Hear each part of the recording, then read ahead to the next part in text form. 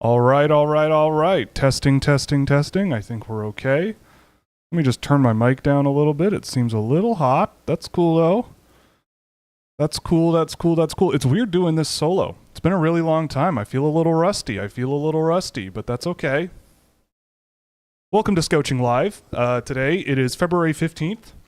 Happy Valentine's Day to all of you. You are all my Valentine this year. But anyway...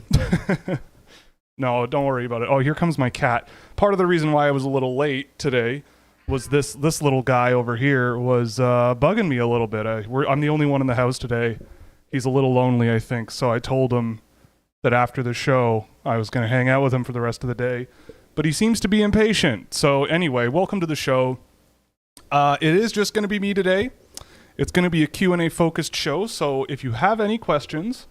pop them in the chat, pop them wherever you feel comfortable popping them, and we'll get right down to it. I am wearing my Novosibirsk jersey that I bought a few years ago, rocking the Siberian hockey jersey, and now he has found a seat over there. Anyway, I'll try to ignore him. He likes to scream at me.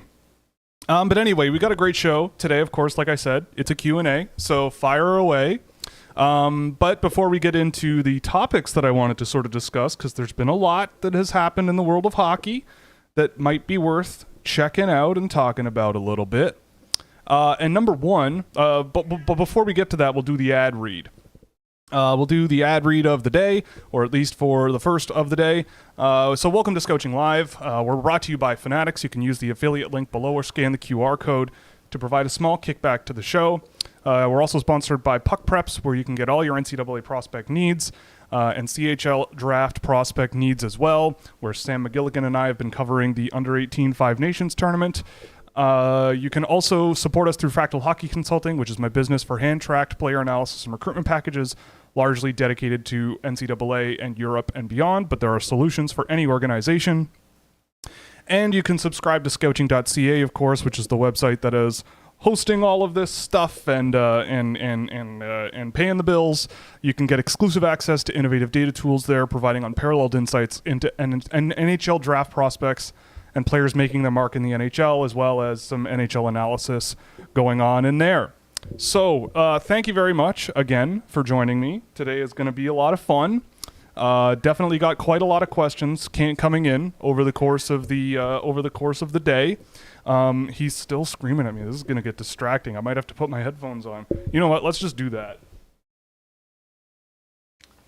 I'll hear myself slightly delayed in my ears, but that's okay. I'd rather hear myself a little bit in my ears than an animal yelling. But anyway, enough about him. So what we're going to go through before we get to the questions, so there's going to be some time. So if you have anything or haven't thought of anything, feel free.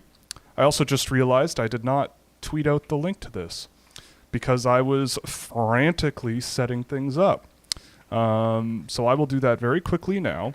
But today we're going to be talking a little bit about the Morgan Rielly suspension, of course, because that's been the biggest news of the week in the NHL, with some of the most unhinged online discussion I've heard in a long time. Excuse me while I type. Okay. That's done. But anyway, yeah, so we're going to be talking about Morgan Rielly a bit today, now that the suspension has been doled out, even though the story is not completely over. Jarmo Kekalainen also, this morning, was relieved of his duties with the Columbus Blue Jackets, and to many, maybe a long time coming, maybe, but that's okay. It happens. The NHL and its world and its tendencies come for everybody at some point. And then we're going to talk a little bit about if you didn't know, there's been another lawsuit filed in the U.S. against the National Hockey League and the Canadian Hockey League and all of the leagues that are contained within the CHL. And we'll get into that a little bit because it is a very interesting thing that I will definitely be keeping my eye on. And then we're going to get to the questions that were submitted before the show. And then, of course, as usual, we'll close with all the questions that are in the chat here. So, welcome to Scouching Live. It's wonderful. It's wonderful to see you all. I hope you're having a wonderful week. And we're going to start with the Morgan Riley suspension. So if you've been living under a rock, Morgan Riley was suspended for 5 games for doing a naughty thing. If you didn't know, the Toronto Maple Leafs were losing to the Ottawa Senators.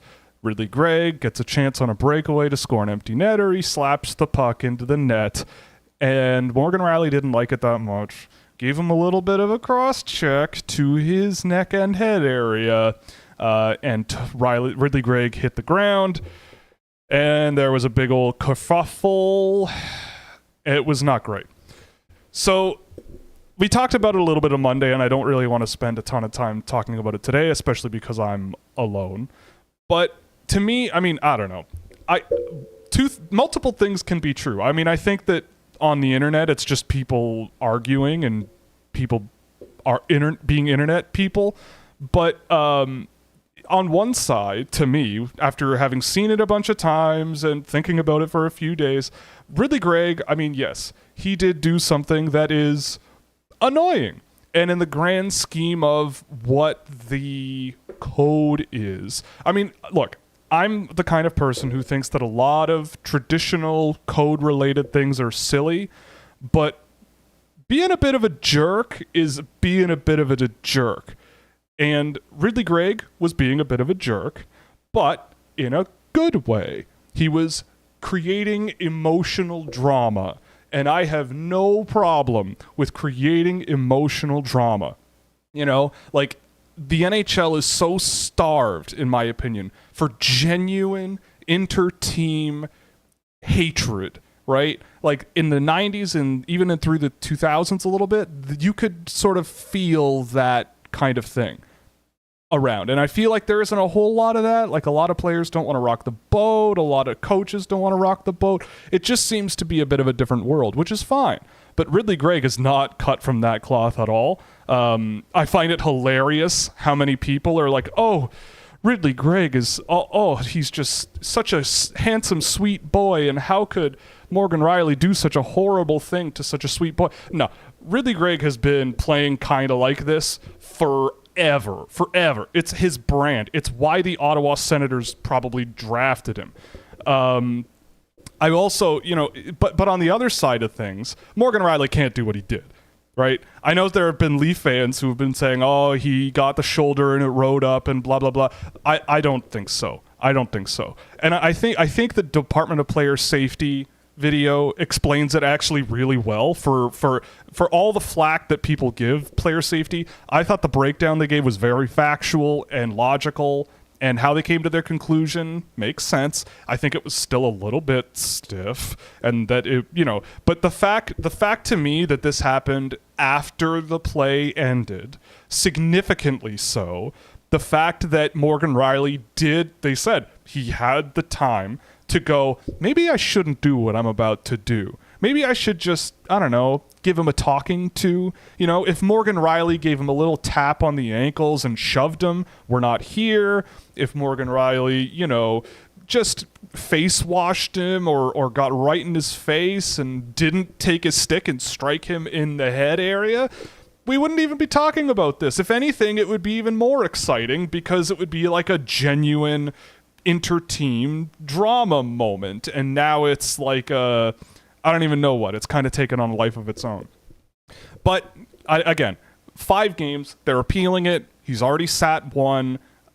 In my view, 1, Ridley Gregg. Now, he did this against Toronto, which means everybody was paying attention, clearly, with how many people were talking about it and how big news it's been.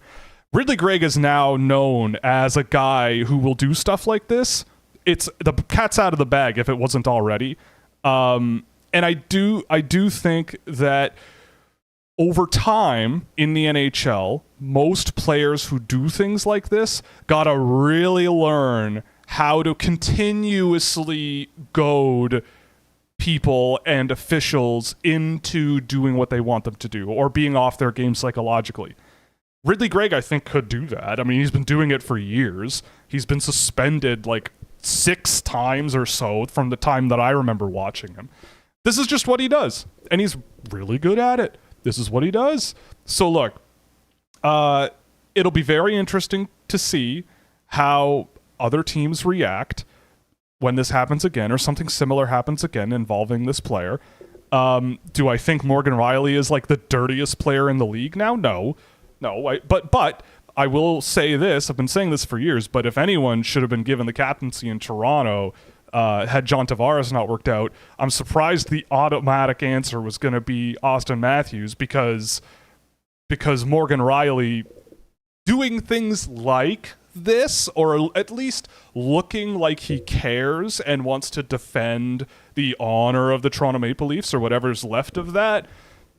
I mean, he's one of the guys. That's what he does, or at least it's a thing he does. But look, at the end of the day, Toronto versus Ottawa historically has been a major flashpoint in hockey, especially here in Canada, and that hasn't really been around for over a decade. Like, the Sens had a few good years. The Leafs were terrible, or at least not good. The Sens before that were, or not great, and the Leafs also weren't so great. But the Senators and Leafs at a time were both high-end teams, and they hated each other for good reason. They went at each other. If that's a thing that continues into the next year, yeah, okay, I'm in. I also love the thought, Hilio. I saw your note there. I do think it's really funny. Like, if Morgan Riley didn't do anything, it would be Boston all over again, right? You can't let Ridley Greig do that to your team. You can't let him get away with it. You can't. You're soft. It's just that, the selection of thing that he did wasn't ideal. But I hope that this is the beginning. I hope the Senators are better next year. I hope the Leafs still are competitive next year, because without Morgan Riley for the next 4 games, who knows what's going to happen with Toronto over the next 10. Granted, they did win in pretty convincing fashion the other day against St. Louis, but you can't bank on teams not really pushing you around a whole lot as the season continues to progress.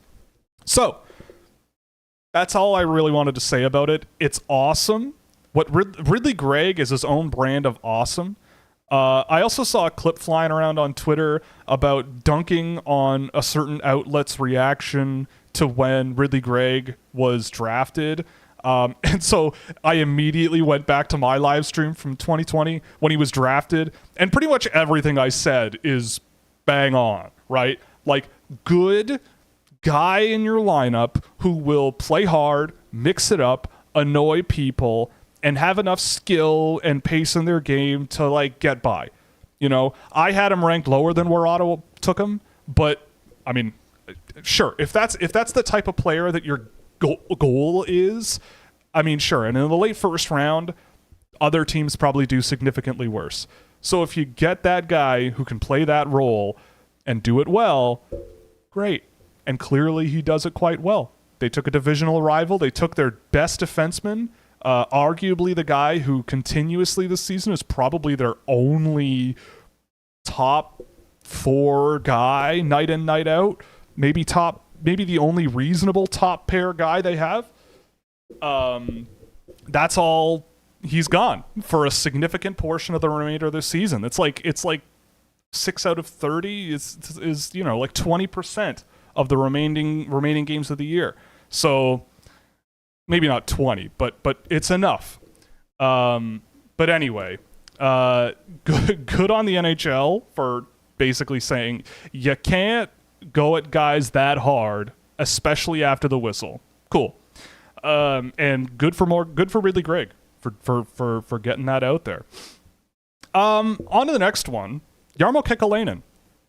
So Jarmo Kekalainen has been with the Columbus Blue Jackets for a time that is longer than I thought. It's been a very, very long time. Almost about 10 seasons. His record with Columbus was 410 wins, 362 losses, and 97 overtime or shootout losses. That's not great. They have been not so good for many years, And Kekalainen has, I mean, I got to give him credit. Over the years, he has really pushed that team to, when he thinks there's something with that team, he goes in.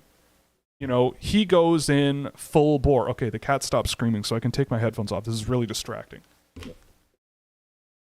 Anyway, yeah, so Jarmo Kekalainen fired. But you have to give him credit, right? Like, there are moments where the team seems to be achieving something, and he'll go all in, right? Getting guys like Panarin and Duchesne, and, you know, you can't fault him for trying, right? Some of the decisions, personnel-wise and such, you could probably call into question. You know, Mike Babcock, not a great idea. Pascal Vincent has been underwhelming, I would say. You know, having John Tortorella around before, he had the John Tortorella boost for a little while, and then it very much went away, which seems to be a bit of a pattern. But anyway, Kekalainen, though, you know, I mean, this is the start of something changing there. I know John Davidson is taking over as general manager. But, I mean, I wanted to just go through a couple of things with Columbus, because I went through some of their metrics and analytics today and really sort of wanted to find out exactly what is going really wrong with this team. And I came away from that experience thinking they're not that far away from being better than they are. It's not great now, but right this season already, they've scored more goals this year than Winnipeg and Seattle, that's a plus. They're tied with Arizona in goals scored, and those teams are certainly not in the basement. But they are one of two teams in the NHL who have allowed 190 goals or more this season, and that's them and the San Jose Sharks. That's not good company, and they're at 194, I believe, last I checked. Their power play is sitting at 12%. They're seventh worst in the league there. Their penalty kill is worse, 77%. They're fifth worst in the league on the penalty kill. So special teams is a disaster for Columbus. Even strength isn't great, but it is better than you would think. You know, like they're similar to a lot of teams in the league, right? Where they have some players that are difference makers, but they the guys that aren't are a major hole, right? Like the depth of their defense group and the depth of their forward group is not great. I mean, you went out and spent all the money on Johnny Gaudreau, and he has not worked out. Not sure what's going on with that. You went out and spent a bunch of money on Patrick Laine. He's having his own difficulties. I hope he gets what he needs out of the player assistance program for sure. But, I mean, after watching the Columbus Blue Jackets a little bit this year, those kinds of players are the ones that you should go, oh, these are the guys that are going to control this team for years, right? Like, these are the players that are the guys. And you don't really see that a whole lot with Columbus when you watch these guys play. And that's a problem, right? Like, if your star guys, if your guys who are paid like stars are not performing as such and your team is in the basement, not only is it hard to work through that, but if you want to cut the rope and leave them behind, it's really difficult because nobody is going to want an expensive contract that is underperforming, right? And let alone if Johnny Gaudreau would even accept moving out of a place that he went out of his way to go to, it seems. But anyway, for Columbus, it's tough. I do think that their future is somewhat brighter than we would think. They draft quite well in general. It'll be very interesting to see which direction they go from here. I don't know exactly what I would do if I were them.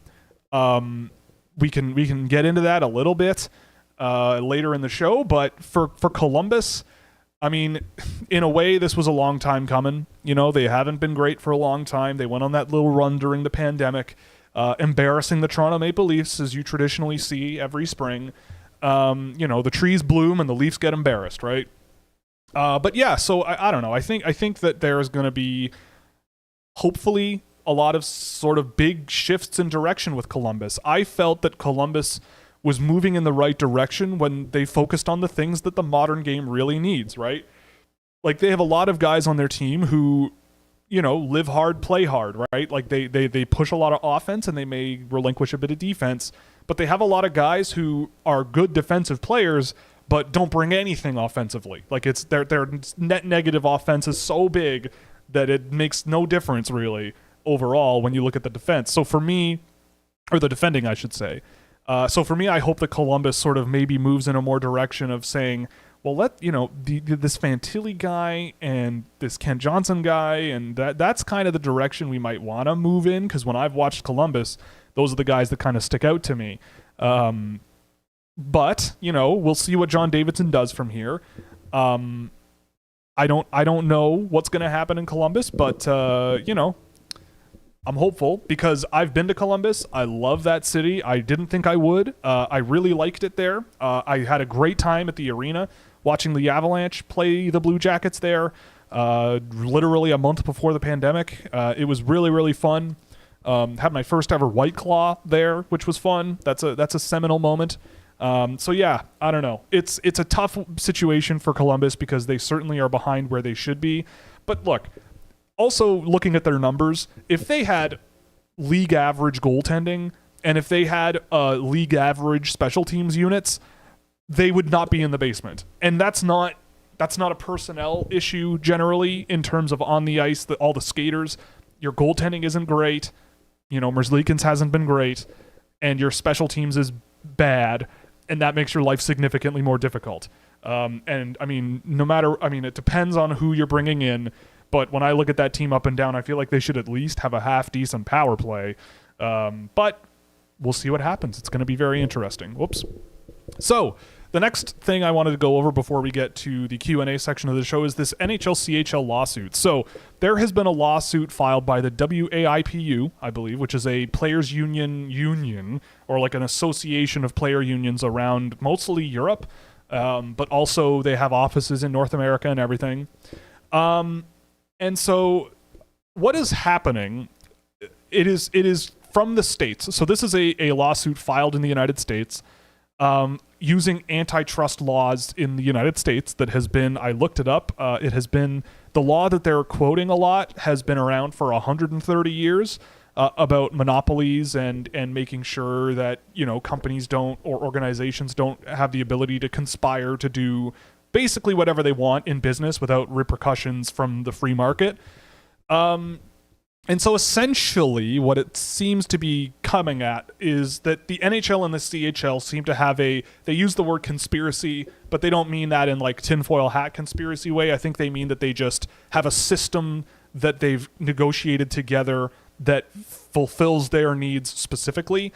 Basically that it has too much control over the lives of children, that don't make pay really, that basically make no money, and they have no freedom to say yes or no to a thing. And it puts them in situations that put them to be prone to be abused, right?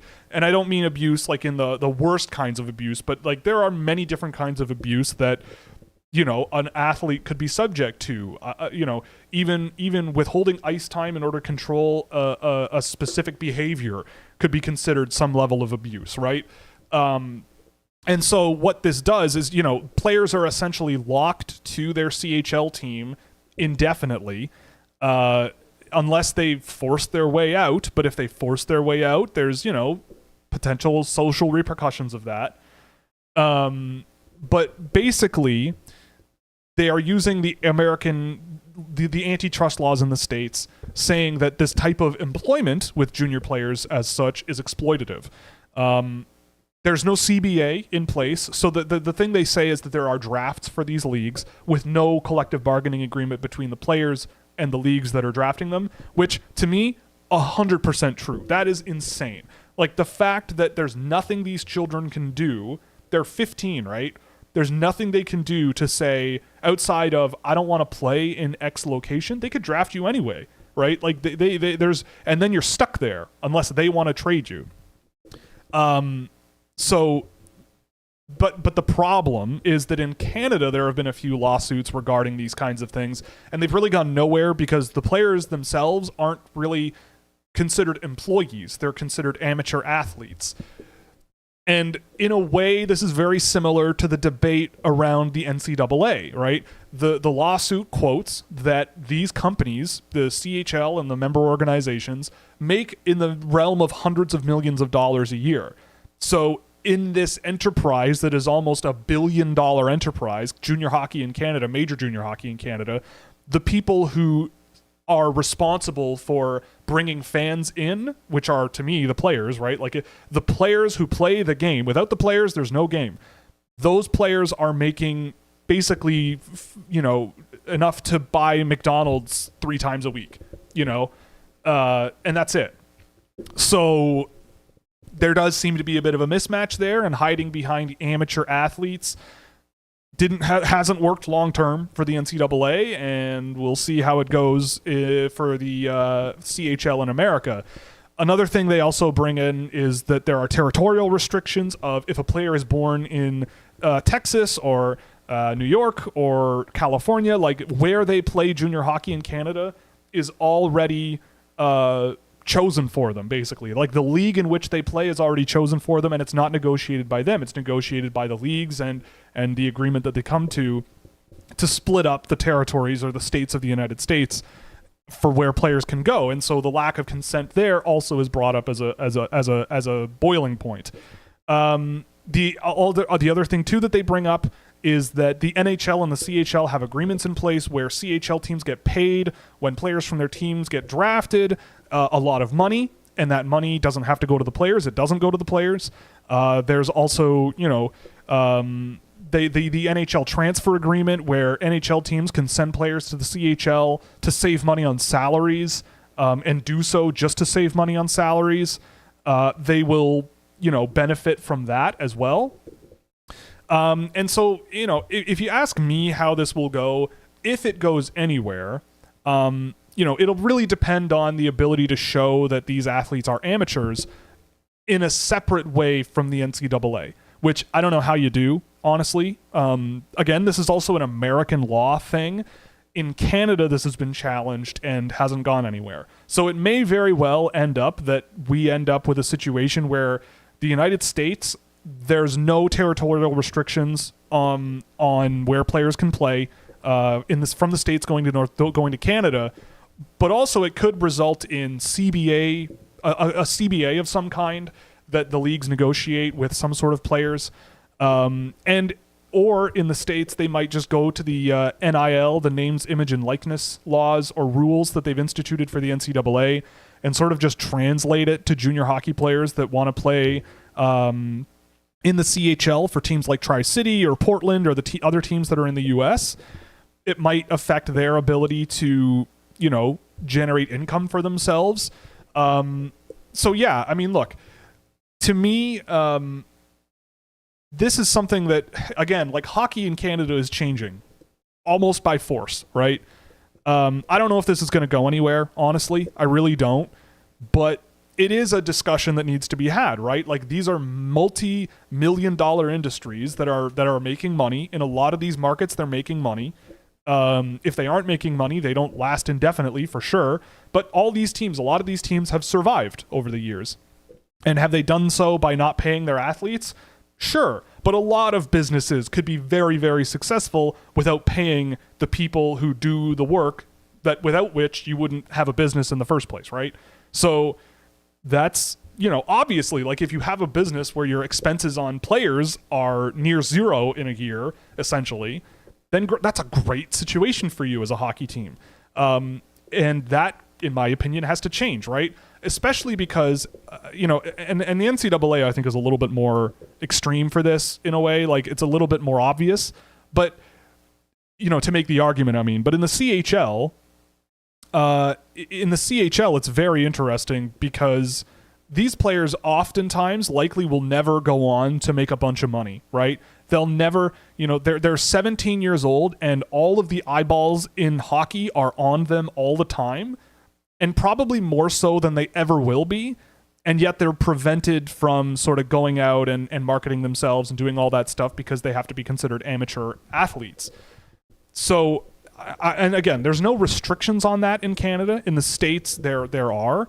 But this, I wonder if this will give a bit more attention given to the fact that these kids could be more marketable and could be making better lives for themselves, because they should, like there's this, it seems as though the era of doing something just because it's, morally good, whether you like it or not, it seems like that era is just kind of gone, and there has to be some sort of fiscal incentive for things to get done, right? Like we're slowly turning into the Ferengi from Star Trek, really, if you ask me. Just one step at a time, becoming, very, very money oriented, and everything can be tradable. And so a player at 17 years old, it's, oh shucks, I'm so happy and thankful to be playing for the London Knights, I think is a thing that's kind of going away. And they should probably maybe shift gears and go, well, why am I not compensated for being on this powerhouse organization and helping them remain a powerhouse? I'm not really being compensated for any of my work except the pat on the back for being part of such an illustrious organization. So to me, it's a little bit strange. And in the modern world, where especially it's extraordinarily difficult to make ends meet for a vast majority of people, or at least much more difficult, it's probably something that should be examined legally and explored. I was curious if they do expand sort of NIL laws or rules in the CHL and in the States. In the NCAA, what they've done is allowed basically things that are encompassed in the following that involve name, image, and likeness. So autographs, memorabilia, running camps, running clinics, being paid for personal appearances, making merchandise of yourself, affiliates and ambassador roles for brands, making NFTs is listed here, writing for blogs, doing podcasts, public speaking, making music, all that stuff. They can now monetize if you're an NCAA player, as long as it's reported to the or to the school and follows the laws that the state that school is in make sure, as long as those laws are followed. So in my view, I think that this is a no-brainer. You may as well try to set some sort of precedent that this is a thing that needs to change. My biggest thing, and we'll move on after this, but my biggest thing about all of this is that it is insane to me that we take children, teenagers, and, sometimes they end up if you're a Brandon Wheat Kings AAA player, yeah, sure, the Brandon Wheat Kings could just draft you and you don't have to leave. But Vancouver could draft you, and that's 2,000 kilometers away, right? Victoria could draft you. Prince Albert, I should say. Prince George could draft you. Like all these teams that are, Prince Albert isn't that far from Brandon relative to BC, but it still is far. If I was 15 years old, moving thousands of kilometers away from my family to live with some random family that just volunteered to house me would be a bit of a intense experience, and not everyone is going to be cool with that. But the problem is that you're basically forced to consent to this whole system. And look, I think that when you remove children from their parents, it is not the best social situation for them. And I feel like the signs here over the last year in Canada, at least this is my read, the signs are saying, sort of whether they like it or not, these really small towns that have massive, community organization around their junior hockey teams. If there's any movement towards saying that players on these teams deserve payment and some sort of, players union and some sort of salary and whatever, that kills some teams in Canada. Again, you've had it really good for a long time where you haven't had to pay your players. In some cases, a lot of employees are part-time, contract, volunteers, which, cool. But for the players, it may mean that things are going to change in Canada and that hockey in Canada is going to become a lot more selective. And a lot, the markets are going to need to do a lot of work to make the money that's needed to go places and to stay sustainable. Maybe that extends to the USHL as well, right? Like if these are enterprises that are money-making enterprises, not schools, right? Like it's not you're playing for your high school team, you're playing for a business, right? The Chicago Steel want to make money. The Peterborough Petes want to make money. And if they say they don't want to make money, they're lying, right? Like, no business out there is saying, you know what, we're just doing it for the good of the community. No, the owners want to make money, right? And so obviously they don't like stuff like this. But you know what? I hope that this changes things a little bit. I don't know how it will, but these guys deserve a lot more than what they get, in my opinion, other than we're playing in major junior hockey and that's good enough for us, right? Look, if you're cool with that, fine, but you're putting a lot of work in, and a lot of these guys will probably not even sniff the ECHL. A player just won't even sniff the ECHL on average. They might go to U Sports and go off and be an insurance agent down the road, or a banker or something. But when they're playing hockey and they're at, when they're at their peak of public exposure, they're kind of stuck. A transfer portal would be kind of cool. The idea of a junior player going, I don't want to play here, so let's get out of here. That could be neat. Like sort of what the NCAA has, but they don't have that option now. Anyway, we're going on this for a long time. I just thought it was a really interesting story from this week that was brought up. And yeah, I mean, it's, I'll be very interested. I'll be staying tuned to see what happens here, because I don't really have a horse in this race, but I am very curious about how this will go. So let's get to the Q&A. Got to stay hydrated first. So we got questions from Instagram, and I haven't checked TikTok recently, but maybe TikTok, Twitter and all kinds of fun stuff. People sending in questions, DMs, and all sorts of good stuff. So the first one we're going to tackle is about Luca Cagnoni, who is having a very productive season. Have I seen much of him this year? And what do you think is a realistic projection for him in the NHL? After I got this question yesterday, I did watch a little bit of Luca Cagnoni, like his last couple of games, just, kind of skimmed through them. I mean, he's definitely better than he was last year in terms of the confidence and like stepping up into the offensive zone and using his skill to manipulate and deceive defenders a little bit more than he was. Before, he was a little bit more of a perimeter, sort of really nice footwork, walk the blue line type guy. And he seems to have sort of diversified his offensive game a little bit. I still am a little bit worried about sort of the separation speed and the ability to sort of take on NHL level pressure and do well at it. But he's taken a step, and I mean, I don't know if I would right away stick him in the AHL next year, because I believe he'll be eligible. But, another year with Moose Jaw certainly wouldn't hurt. Oh, no, Portland. Sorry. Wait. Yeah, Portland. I get that their jerseys are similar in my brain. But yeah, so with Luca Cagnoni, do I think he's what do I think he is in the NHL? I mean, playing the role that he plays in the NHL is difficult to be good at, and I don't know how close he'll get to that. He's definitely taken a step this year, and I do really, really like him. And where he was drafted, yeah, easy call for me to take a chance on Cagnoni. But yeah, Cagnoni is, I mean, I wouldn't expect anything more than sort of a power play first, sort of second pair defenseman at most. Like, I don't know if I see if you're talking top pair guy like I don't know, Morgan Riley, if you want to call him that. I don't really know if he's going to get to that point. But, I'm trying to think of a player that kind of comes to mind. Like, do I think he's a Ryan Merkley? Not really. I don't think so. But the defensive game of his is a little bit of a work in progress, and defenders who can't defend generally have issues in the NHL. I shouldn't say can't defend, but just have trouble defending. Have trouble in the NHL sticking. But the offensive tools are there. He's a little bit slight. He's a little bit, small in terms of getting pushed around and everything. But he's taking steps. And so one step at a time, if you get anything out of him based on where you drafted him, you're going to be good. You're going to have a great time. And that's a good pick. And I think that he gives you a really good chance of at least playing some games in a pretty sizable, skilled role, offensively at least.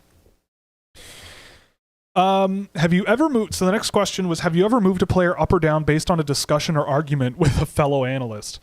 I mean, no, but I've definitely had discussions with people where I take what they're saying to heart and then go look, right? You know, I don't know about discussion with someone, but I'll see someone who I respect put out some sort of opinion that I may not agree with, and then I'll go look and try to see the thing that they are seeing and saying is an issue or saying is a strength that I don't really see a whole lot. And sometimes, yeah, that does sort of make me go, oh, okay, yeah, like that makes sense to me. You know, cool, I get it. And sometimes I'll go, no, I still think that my read on this is more accurate, and I'll stick with my guns, right? I'll stick with what I'm doing and keep going. You know, I will say that for me at least, imposter syndrome is serious, right? Like I've seen like 350 to 400 games of players this year already. Of performances, I should say, of players. Like I'm up to like 150 different players this year. I do a lot of work here. Like I've got data bases that would make your eyes roll to the back of your head because of how mundane and insane and boring it might look to you. You might look at it and go, whoa, like you might have an issue, right? I might have issues with this. So I oftentimes will go, oh, maybe this person is right, and then I'll go watch and be like, okay, I feel like I'm insane, right? But it's more about I let it sort of check me, but at the end of the day, I still come back to sort of what I feel, because I'd rather put out what I feel is a thing and then be wrong down the road, and then reflect on why I'm wrong, and then go from there, right? But in terms of directly with a person, like I don't really do that so much.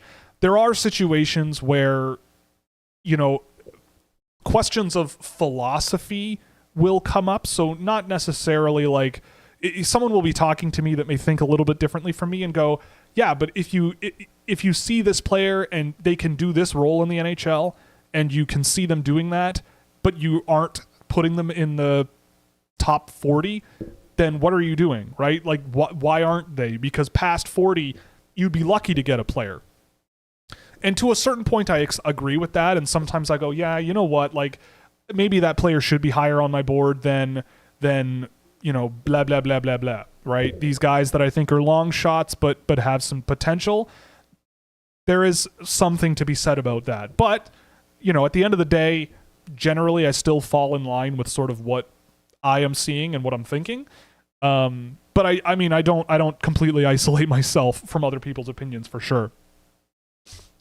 From what you've seen and heard, what do you consider projectable for a goalie prospect? Well, okay, I'll tell you this much. This season, I have been trying to, how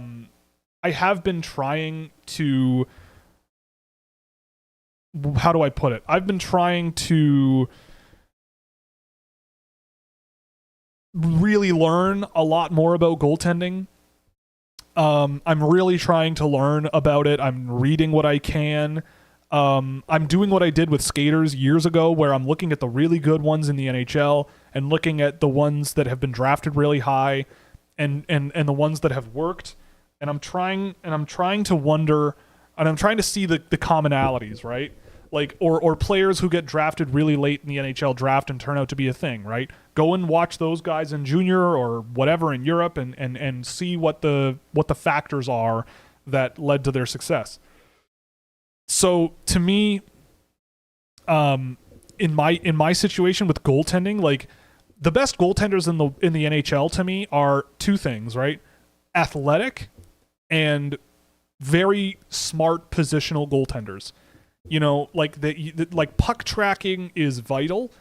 You know, knowing where the puck is, putting yourself in the most direct path to being able to block the path of the puck to the net, and being able to get there quickly was where the athleticism comes from, right? How quickly can you react, right? If you're being screened, how quickly can you spot a puck coming around a defender and get your glove or blocker out, right? To me, another thing too, and this is a lot of data that I have to pull because I don't track goalies, so I rely sort of on data that's provided from providers, various providers, I should say. I get it from all over the place, but really just sort of try to figure out, okay, you know, where is this workload coming from for the player? You know, what's their workload, which you can get from save percentage and goals against average and save percentage. Or did I say that? Anyway, save percentage and goals against average, you can get workload. Where's that workload coming from? The slot, between the face-off dots, outside, whatever. And how can you sort of, and what level are they playing at, right? For example, last year, the best data goaltender for me, from what I could pull, was Jacob Fowler. That seems to be a decent case. Before that, Sergei Murashov and Sergei Ivanov were both really good options, and they've been coming along really well. So I'm not saying it's all about the data, because it isn't. It never is. But it with goaltending especially, it does illustrate quite a lot about what's happening in front of the goalie. For me, you know, goalies are weird. It's really tough to convince me to go with a goaltender in the top 2 rounds, I would say. If my first 2 picks are skaters, I'd say after that point, sure, we can start thinking about goalies.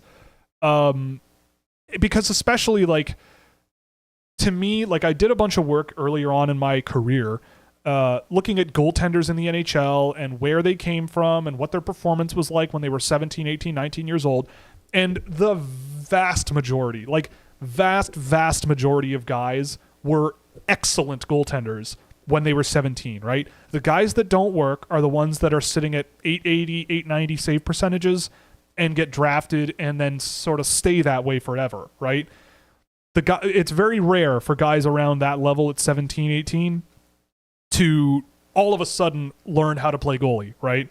There's more context than that for sure, but that generally seems to be the trend. So for me, I mean, I look at goaltenders, you know, we can look at the goalies that I've seen this year and sort of where I have them ranked. Right now, I've got 12 ranked. Emil Vinny, Ryerson Leanders, Evan Gardner, all really solid players that I've really, really liked. And then there's a bunch of really interesting ones. Keegan Warren in Moncton, I thought has been quite good this year. Gleb Saranchuk, a 20-year-old or 19-year-old turning 20 in St. Petersburg, playing pretty well as well. I've liked him. You know, there are a few, but it's really been sort of, I'm looking at them and really looking at how they make saves and whatever. I do value size for goaltenders as well. Like a big athletic goaltender who's square to the puck and doesn't overshoot their posts and sort of can track the puck really well is a decent bet, right? And then if they stop a lot of pucks, that's a big benefit as well. You know, like it's difficult to sort of articulate. I'm trying, but it's a learning process for me at least, and I'm actively trying to like actually see what it is that separates one from the other and what makes an NHL goaltender and what doesn't. And at the end of the day, though, like it all can come apart in your head if you're a goaltender, right? Like it can all come apart with fear or uncertainty or whatever. It's tricky in my mind because it's such a mental job. We got a question from some moron, Sam McGilligan, who asked me if I miss my co-host, and I do. I like talking to Sam. You know, we're pretty cool. I do miss Sam a little bit. You know, here and there, once in a while. But sure. But he more importantly asked why I suck at Counter-Strike, and honestly, I can't answer that outside of just I'm bad. I'm really bad at it. Why? Honestly, I think a lot of it is the really small health bar. When I play when I play games that, you know, involve shooting, my thing is I generally find myself by accident standing in open air, and then when I get hit, I go, oh, poop, and then I get out of the way and try to go from there. I don't know why. It's just a tendency of mine. It's not my jam, not my type of game. And Counter-Strike isn't very forgiving with that kind of thing. So, yeah, not ideal. I did play a lot of Starfield. I think I'm in a small minority of people who kind of liked it. I thought it was decent. I'm a sucker for space games, but like it's not like I was putting it down and going right back to Elite Dangerous or something. Like I played maybe 100 and something hours of it and it got a little stale, so I kind of stopped, but I kind of enjoyed a lot of it. But that's just me. But that involves a lot more weaponry play, and I enjoy that a lot more than Counter-Strike. Oh boy. Okay, so who's my number one for 2025?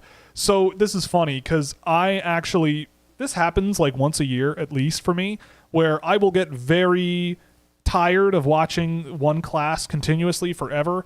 And so I'll go, maybe I'll just stay up until 1 a.m. watching 2025 eligible guys and just see what's out there. For me right now, Michael Misa is there, but I don't think that there's like one guy that stands out, but I do think there are a lot of really, really good players for next year. Michael Misa is there.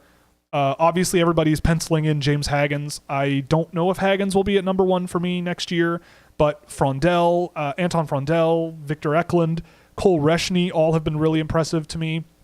Someone mentioned the same in another Q&A question from Instagram, mentioned Ivan Ryabkin, who I've really, really loved. I think Ryabkin with Dynamo Moscow has played really well. He's been a guy where I'm going, who is that guy? And it's always Ryabkin when I'm watching that team. I really like Malcolm Spence as well with the Erie Otters. Hugo Holland with Moto is another defenseman who I've really enjoyed. And I imagine he'll be drafted way too late because he's 5'9" right now. Will Moore is another one. Like, there's a bunch of really interesting players that I have really liked.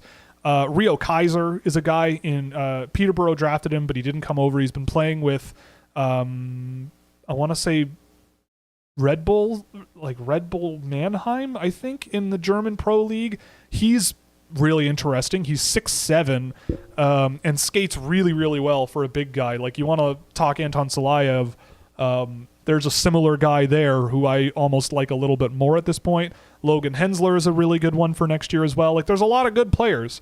I don't know who's number 1, but I have really liked Michael Misa this year, and I get the feeling that he's probably going to be there. But Anton Frondell, at the moment, it's going to be a really tough call for me to sort of pick one.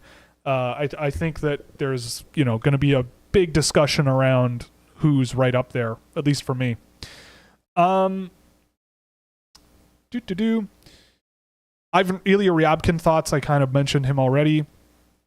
Someone asked about where you would rank Will Smith in this year's draft. So looking at my most updated rankings, I would take Celebrini ahead of him. I'd take Catton ahead of him. I'd take Lindstrom ahead of him. I'd take Demidov ahead of him.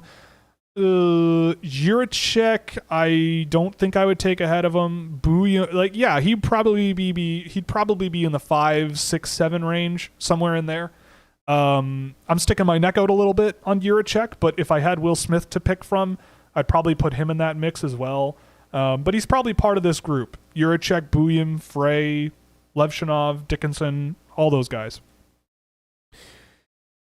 Would you bet on Macklin, Celebrini, or the rest of the field having the best careers of the 2024 class? I mean, it depends on what you mean by best, right? Score the most points? I mean, I feel like there will be players that will be able to challenge him, but not many. I would probably put my money on him having the best career, probably. But I do think that this draft is closer than we think at the top. But, I mean, I watched Celebrini this week, and he was excellent. Probably the best game I've seen of him all year. But also Berkeley Catton and Caden Lindstrom and even Ivan Demidov are all great. Demidov played probably the most hilarious game I've ever seen. It was against the last place team in the gold division on his end of things in the west of Russia. And it was a write-off. Like, the puck never left their zone. He had like 4 points or something.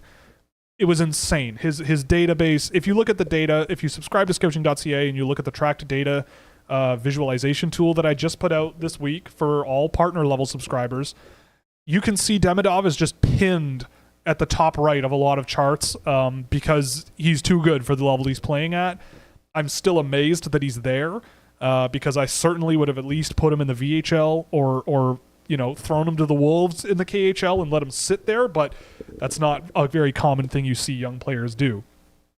But yes, I would say I'd put my money on Celebrini, but I also think that the odds of someone else in the career in the draft having a similar level career, or at least comparable if you're looking at like point production, I think the odds of that are higher than people might think. So yeah, I mean that's kind of where I come down on it. We got a question from Twitter. Your Europeans seem to be hot takes, quote unquote. Could you pick 2 or 3 that you're significantly higher on than consensus and explain why? Yeah, of course. I mean, I won't touch Adam Jiricek because he won't play for the rest of the year and he wasn't great this year. But that one, it's just like, I believe in him. I think that what he could be is really, really good with what he's already got. So, if he's a guy that you draft at 25, I think you've given yourself a really good chance of a really solid NHL defenseman. Maybe not a guy who's going to score 80 points, but a good, solid two-way guy. But I will say, and Alphonse Frey is a guy who just continuously impresses me, both junior and internationally in Sweden. With Sweden, I should say. He just finished with a really productive Five Nations tournament for the Swedes and ended with a win against the United States. He was just really, really solid. He's an extremely talented offensive defenseman. His ability to sling pucks around the offensive zone. He'll step up into the offensive zone and spot space and go to the net. Really, really, really solid player at that. The defending, even, like, he uses his feet and his stick to defend really well. Yes, he can lose some battles in front of the net and get pushed around a little bit, but he battles. The guy grinds. I can't really fault him for that. And I think that the mobility he's got, the skill level, and sort of the mindset he brings, like, if you want an offensive defenseman this year, I haven't seen one this year that has impressed me as much. He's right behind Zeev Buium. I think Buium has a little bit more of a reliable, sort of calming presence on the ice that is a little bit more desirable. But if you want a guy who is just, cowboy dude who just goes and goes and goes and carries pucks, passes pucks, creates offense, generates really good offense, a guy like Frey is a really, really good option this year, in my opinion. I'm also really high on Topias Heinonen, who's scoring a little bit more now over the course of the year. I still have him higher than Hellenius by a couple of slots because I just think that he battles so hard. You forget that he's 5'10", 5'11". He needs to work on a little bit of the finer points of the game, puck distribution, getting some open space in the offensive zone and getting more dangerous scoring chances for himself is a bit of a work in progress. But he's a guy who has really good data transition-wise, going both ends. He has a really good ability to play hard defensively. He's always sort of involved in trying to turn pucks over. Just a really good sort of auxiliary guy who, again, like if you're at the late first round and you get a guy who can play on your third line night in, night out and put in a lot of good work, a guy like Heinonen certainly has stuck out to me that way.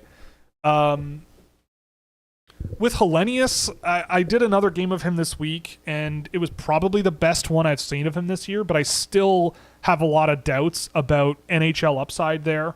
To me, he just strikes me as a guy who is smarter than a lot of the guys on the ice with him. He takes advantage of some really poor play by his opponents really well. He knows how to find space in the offensive zone and become a target for shots. Nice slip pass work as well. I just worry about when the NHL is bigger and heavier and more physical and faster. A guy like Heinonen, he might not have the vision that a guy like Hellenius has, but the intensity and the intent and the physicality certainly is there with Heinonen over a guy like Hellenius. I felt that Hellenius at the World Juniors was fine, but to me, again, like Hellenius, you don't draft a guy who played at the World Juniors and was fine with a super, super high-end pick. To me, Hellenius is a guy who probably will have a great under 18, right? Like, he should be able to pass the puck better than most guys in that tournament, read play better than most guys in that tournament.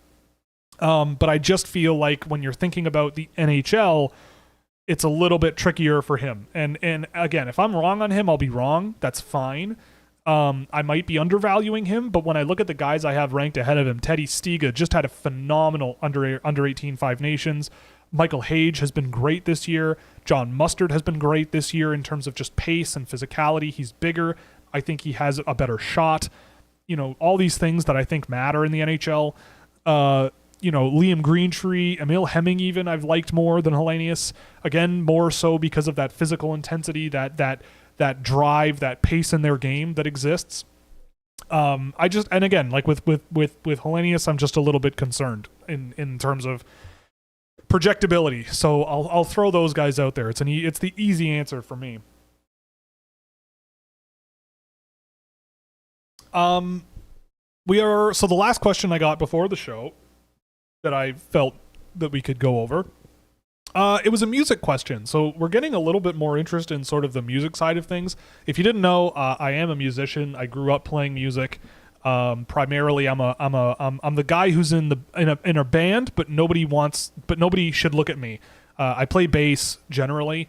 Have since I was 13. I'm okay at it, I guess.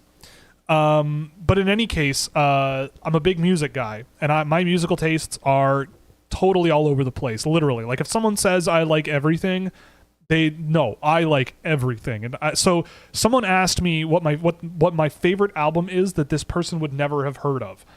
So what they've never heard of, I don't know, but I did go through my music library a little bit and kind of ran the gamut of stuff maybe from my childhood that maybe has been forgotten in the sands of time.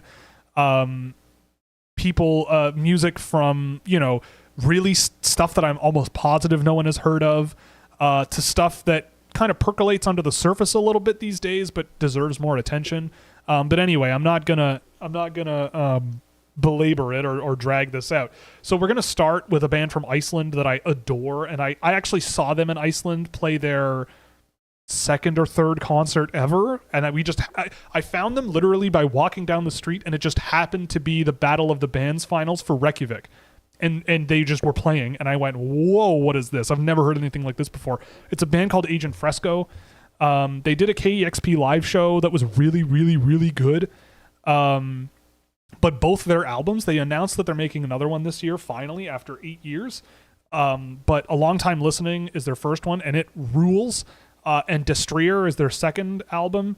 Another really, really great album. Some of the songs on there I think are better than their first one, but the whole album I didn't like as much, but they rule. They're totally out of control in terms, if you like sort of, it's like rock, but like really not complex, but keeps you on your toes, which I like. I always like music that sort of comes from out of weird places and out of nowhere. Excellent drummer in that band as well. If you're a drum person, the dude rules. Sometimes they even incorporate the other band members in helping him play drums. Like there's a song that starts with the bass player holding and opening the crash cymbal, so you get really short crashes, which is really cool. It just creates this really. Anyway, I'm rambling about them, but I love that band. Always have. One time I emailed them. Their bass player quit when I was about 20.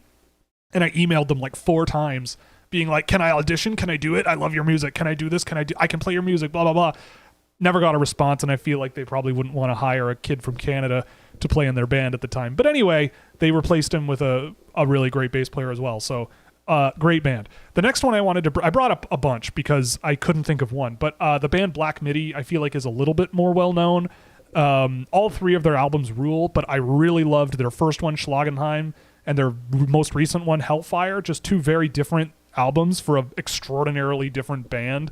If you're into like really weird, like almost like unsettling punk, like hard, bizarre music, go down that road. Like weird times and weird time signatures and weird rhythms and alternating like weird ambient music with like total shredding, crazy stuff. Really, really cool band. Highly would recommend all those albums.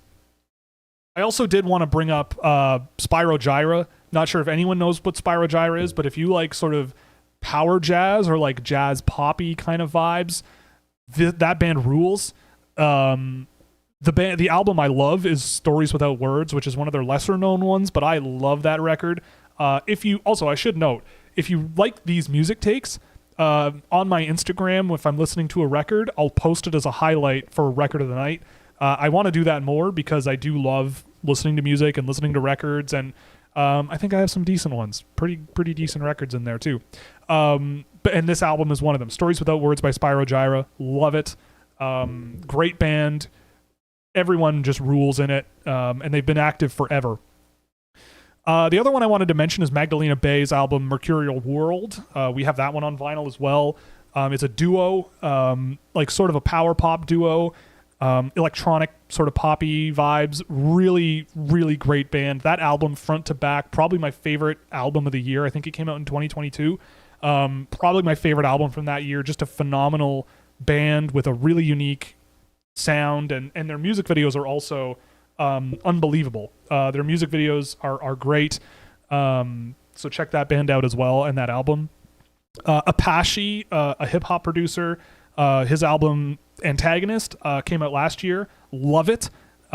It's like a weird hybrid of like, traditional sort of hip hop and like modern trap, but with like classical music in it, and really sort of big, giant sort of symphonic. It's like a symphony orchestra playing with an 808 drum machine, and then Busta Rhymes is on top just doing the Busta Rhymes thing. It's great. It's a ton of fun. Found it last year just randomly, and I loved that album. I grew up a huge fan of the band Dream Theater. Their first two albums, I would suggest, they seem to be sort of lost to the sands of time, but the fans of that band are insane. They are ride or die, and that probably includes me. I just started deciding to invest in their vinyls because I feel like Gen Z, as they spiral more and more into the depression of adulthood like the rest of us, they'll take solace in really cool, technical, but really melodic sort of metal music. Phenomenal singer at the time, phenomenal band at the time. Really, I think they've gone in a weird direction with like a lot more gothic and heavy metal kind of sounds, but those first two albums, like there's moments of like ambient ballads, and every song feels like an adventure, and I love music that feels like an adventure, right? Like I'm a big Yes fan, big Genesis fan, all those sort of big picture song, bands where songs could be 20 minutes long of different movements and all that stuff. I love that. In those first two albums, Images and Words and Awake, I guess it's their second and third album. Their first one you can sort of toss aside, I guess. But Awake and Images and Words, great albums, phenomenal band, at their best by far. Every song on both of those albums rule. They rule. I also brought up a Kim Petras album that actually leaked and was never released, and then she did release it last year, called Problematique. Not a huge fan of a lot of Kim Petras's albums, but her album, the leaked album that then they released because I guess we should release it, amazing. The album Problematique is one of my favorite. If you want a album of bops for the car, that's a great album. It is fantastic. Very different from a lot of her other sort of vibes and music. And I think that stuff rules. I wanted to throw out an album called Big Sun by Chassol or Chassol or some Chassol. It's kind of like it's like a not a hip hop album, but it's like those chill beats videos you see on YouTube, but it incorporates samples of like animals and like real world sort of field recordings and sort of makes beats around like birds chirping, which I think is just so cool. I think Anthony Fantano highlighted it once, and I went and listened to it and thought it was the coolest thing ever. Just a really different idea, really unique, and I was a big fan of it that I forgot existed until this question was asked, so I appreciate it. I'll try to race through the last few here because I don't want to talk about this forever, but one of my favorite albums ever, I don't know if anyone knows who this guy is, but Andrew WK, his album I Get Wet from, I think it was 2001, full top to bottom, just 100 out of 100 rock and roll intense party anthems, like the best. Andrew WK rules, and his music is always, he's such a positive guy, and ironically so almost, where it's like everything is just about being positive and partying and having fun. And Andrew WK just is so awesome. Huge fan, always will be. And that first album of his, I Get Wet, is just top to bottom, absolutely amazing. The next one I wanted to bring up is a Canadian band that I loved in high school, and they broke up a while ago, like a decade ago. And it's The Most Serene Republic, their album Population. So if you're Canadian, you probably know who Broken Social Scene is, especially if you're a millennial, because they were everywhere in the 2000s with bands like the Arcade Fire, like the bands that kind of reignited the Canadian indie rock sort of world. And the first band that Broken Social Scene signed to their record label, which is escaping me at the moment, was The Most Serene Republic. Massive band of like 12 people. They had a horn section. Really cool, creative songwriting, great, male and female singer working off of each other, and the harmonies and the way their songs would sort of tell stories of one person versus the other, or two people collaborating or whatever. Really cool music. That's their best album to me. Like, they made a couple, but that one is excellent. Top to bottom. I had it on CD. I wish it were out on vinyl. And that band just does not, it never got the sort of respect that they deserved. I saw them live in like 2006 and they blew me away, and I was about one of 100 people there. So that album also rules. And the last few, I'm not sure if people even know who these people are. Like an album called Split the Atom by Noisia. If you're into like drum and bass music, which I certainly am, like jungle beats, but this is like, this really squelchy sort of like stank face drum and bass music. Noisia is one of the bigger names in drum and bass, but that album now is 12 years old, which is crazy. So if you haven't listened to Split the Atom, definitely go and give it a listen, because I love that record. And I also wanted to highlight Donny Benet. I love Donny Benet. He's got a new album coming. But his two albums, The Dawn and Mr. Experience, excellent records. Really funky stuff. Dude is a vibe. He, if you like the way that Stavros Halkias looks, if you know that comedian, this guy is Stavros Halkias' uncle, right? Like, this guy rules. And Donny Benet is great. I've seen him live 3 times. We're going again this spring. It was the last concert I saw before the pandemic, actually, in the basement of a bar in Toronto, and he was amazing. And then the last one I wanted to bring up, I don't know if anyone really knows Shaka Khan that much anymore. Like, Shaka Khan was more 70s and 80s singer, but phenomenal singer. And her albums, Naughty and What You Gonna Do For Me, are amazing, especially What You Gonna Do For Me. The song Clouds off Naughty is one of my favorite Shaka Khan songs ever. Anthony Jackson, one of my favorite bass players in the whole world, played on a bunch of her records, and that guy, man, may be the greatest to ever do it. Like, one of my favorites. He can do pop, he can do jazz, he can do rock, and do it really well. And he can shred, but when he shreds, it counts, and it sounds awesome. But Shaka Khan is also just amazing on her own, and those also deserve some attention. So yeah, all of those deserve a lot of attention. And there are more. I had to stop myself because there are more. But yeah, that also runs a wide gamut. You got jazz in there, you got indie rock in there, you got 80s power pop, you got modern power pop, you got drum and bass music, weird punk metal music, and all kinds of stuff. So yeah, highly recommend all of that, all that good stuff. So now we can get to the chat questions. So thank you everybody for throwing those questions at me. It was a lot of fun putting together those responses. So first one from Thomas Gagne, as I take a drink of water. Compare and contrast Catton and Benson. Who would you draft first? So Benson is definitely more of a take the initiative player than a Berkeley Catton. Catton does it too, for sure, but Benson is just all over the ice all the time. Benson largely played wing last year from when I saw him, but Catton has been at center all year, so that automatically kind of separates them. I think they're similar in a lot of ways, though. Other than that, I think Benson was more of an intense player at both ends. I think he was a bit of a quicker guy. I think Catton, though, sort of plays it a little smarter with his positioning and his spacing on breakouts and his ability to sort of, really sort of make really good passes in the offensive zone and in transition. Benson was more of a carry first guy. Catton can sort of juggle carries and passing really, really well. And so to me, I'd put Catton slightly ahead, but I mean, they're pretty comparable. And you know what? Benson fell pretty far last year.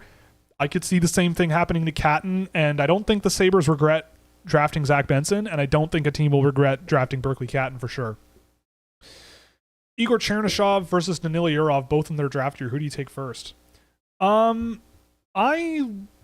probably lean Chernyshov just because I think there's a little bit more like explosive separation speed there than Yurov.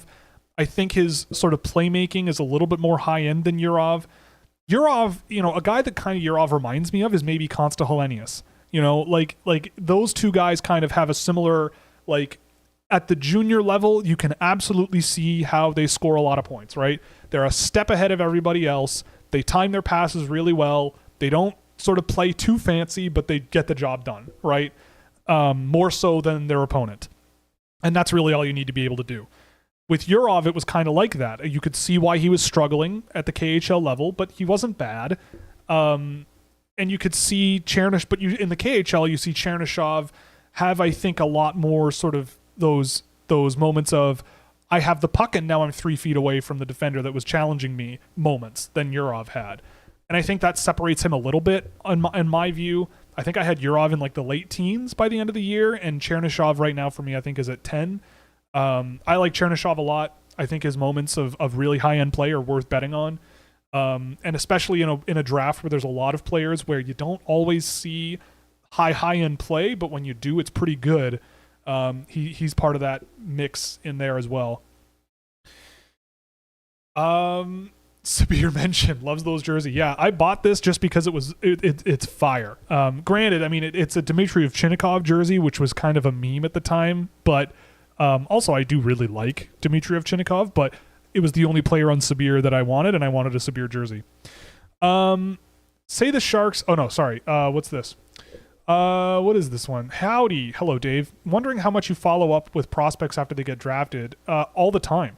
Can you do an update on Wolf, Askarov, Wallstead, and Kosa? Well, I can't because I can't. I mean, Wallstead has been very good. Dustin Wolf has been very good. I don't really pay that much attention to goalies because I hadn't seen a lot of those guys except for Askarov and Wallstead since they were draft eligible. I didn't really do much of goaltending work for like a Dustin Wolf. I wasn't huge on Sebastian Kosa when he was drafted. Excuse me while I look up his numbers because I know he wasn't doing too great last year. But wait while Elite Prospects pulls up his data. Yeah, like he's been a decent AHL goaltender this year, which is fine. Is he going to be a thing? I can't say no. I just don't know. I honestly don't know about a lot of that. But I do still love Wallstead based on what I've seen of him, even though he had a rough first game in the NHL. And Askarov, he's a ton of fun. We'll see if it works, though. That's all I can say. Say the Sharks targeted a defenseman with Pittsburgh's first. Who would you go after?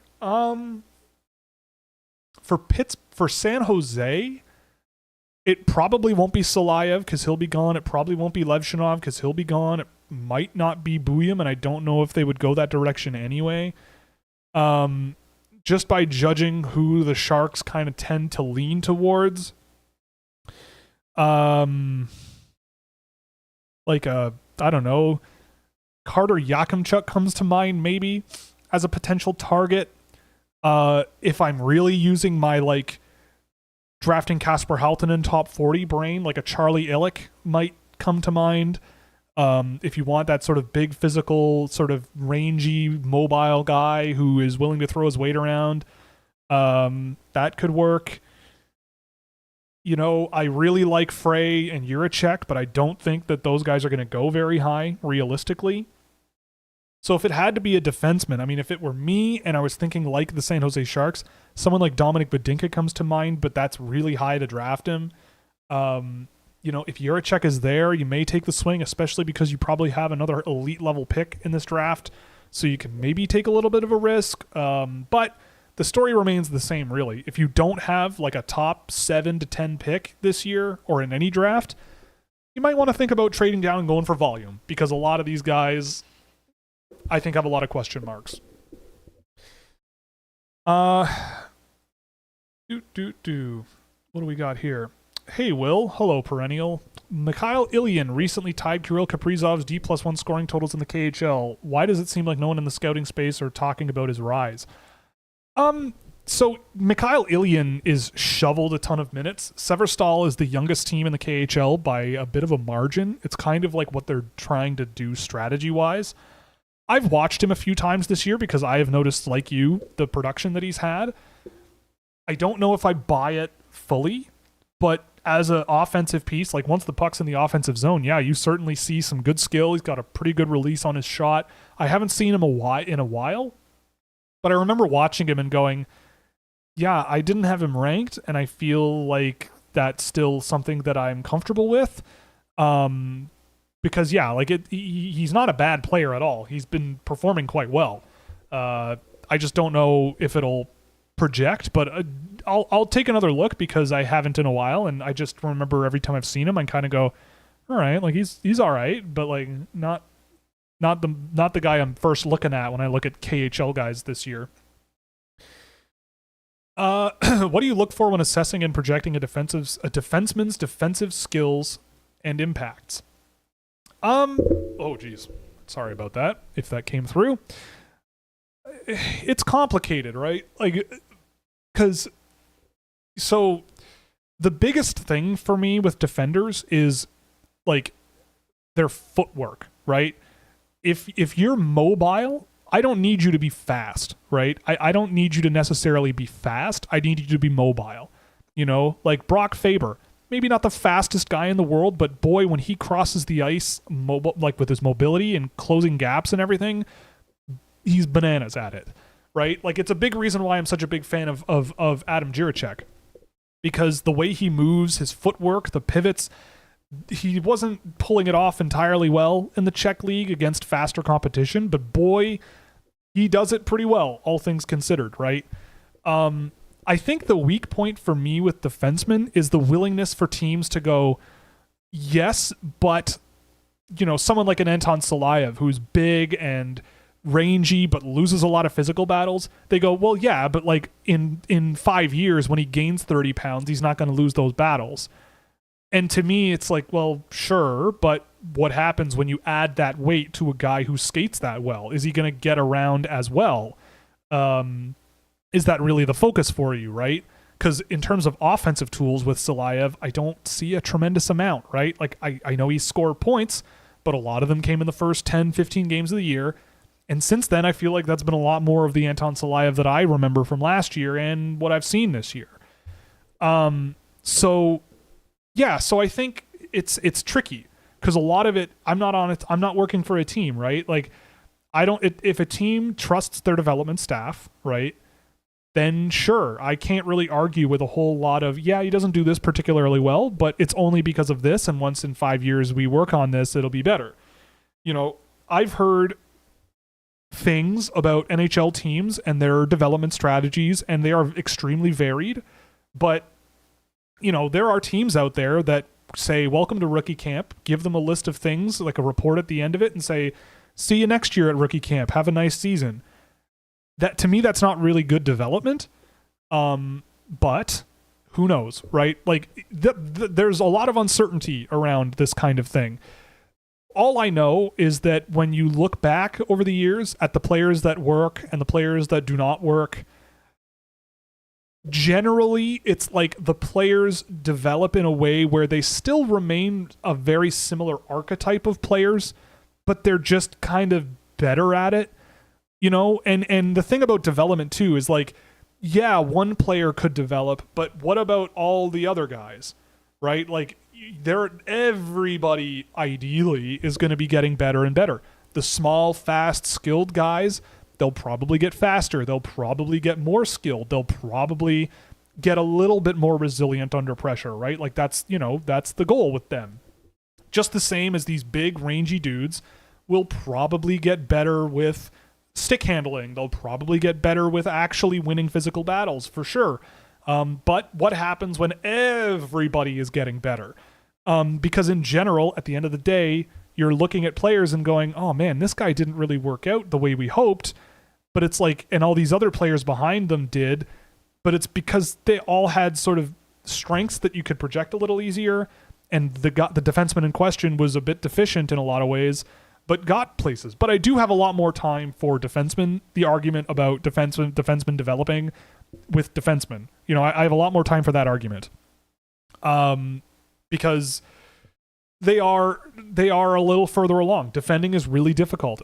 Speaking as a person who played D his whole life, I actually played shinny on Friday night, or like a pickup game, and I played right wing for the first time ever in my life, and I was like, wow, this is way easier. This is a way easier job than playing defense, right? Like, obviously it's not easy, but it is a lot easier. You know, when you're sort of monitoring play, tracking play, managing gaps from players with the puck, they're skating forwards. They have that luxury. You do not have that luxury. It's really tough. And so when I look at defensemen, then to me, it's like, well, the first thing I look for is their skating ability, right? Can they monitor those pivots? If they get beat, how do they get beat, right? If you have a defenseman who's getting beat, how are they getting beat, and how can you deal with that? And with assessing them, it's a matter of, I think the other thing too is I have to be patient and see how some of these other defensemen that I had ranked lower develop. Caden Gooley was the biggest one for me, where I kind of go, ooh, I kind of missed on that, but that's only because he was a dominant defensive player, right? Like already at junior level, like you could see how good he was defensively. It's just the offense that was a little hard to project. But if you put him with the right player, you don't care that much. It's the defensive play that you're playing him for, right? Like, it's like saying you don't put, Rucker McGroarty out there to play defensively, right? Like, that's not his job. But what he does pretty well. I think the disconnect for me with a lot of things is when I look at players in the draft, I'm looking for players that check as many boxes as I am looking for now, right? Because I like hoping that the box ends up checked feels like an extremely risky strategy, especially when everyone else, even the ones with their boxes checked, will be checking more boxes or checking those boxes even more. So yeah, it's tricky, but I also will say this: defensemen in the NHL draft a lot of the times are overrated. Like, the ones at the really top end of the draft generally turn out to be fine, and guys later in the draft, second, third round guys, turn out to be fine as well for different reasons. The guys from the top end of the NHL draft recently who have really, really hit, guys like Cale Makar, Quinn Hughes, I'm trying to think of other ones off the top of my head, but a lot of them are fast, mobile, really skilled, and enable offense.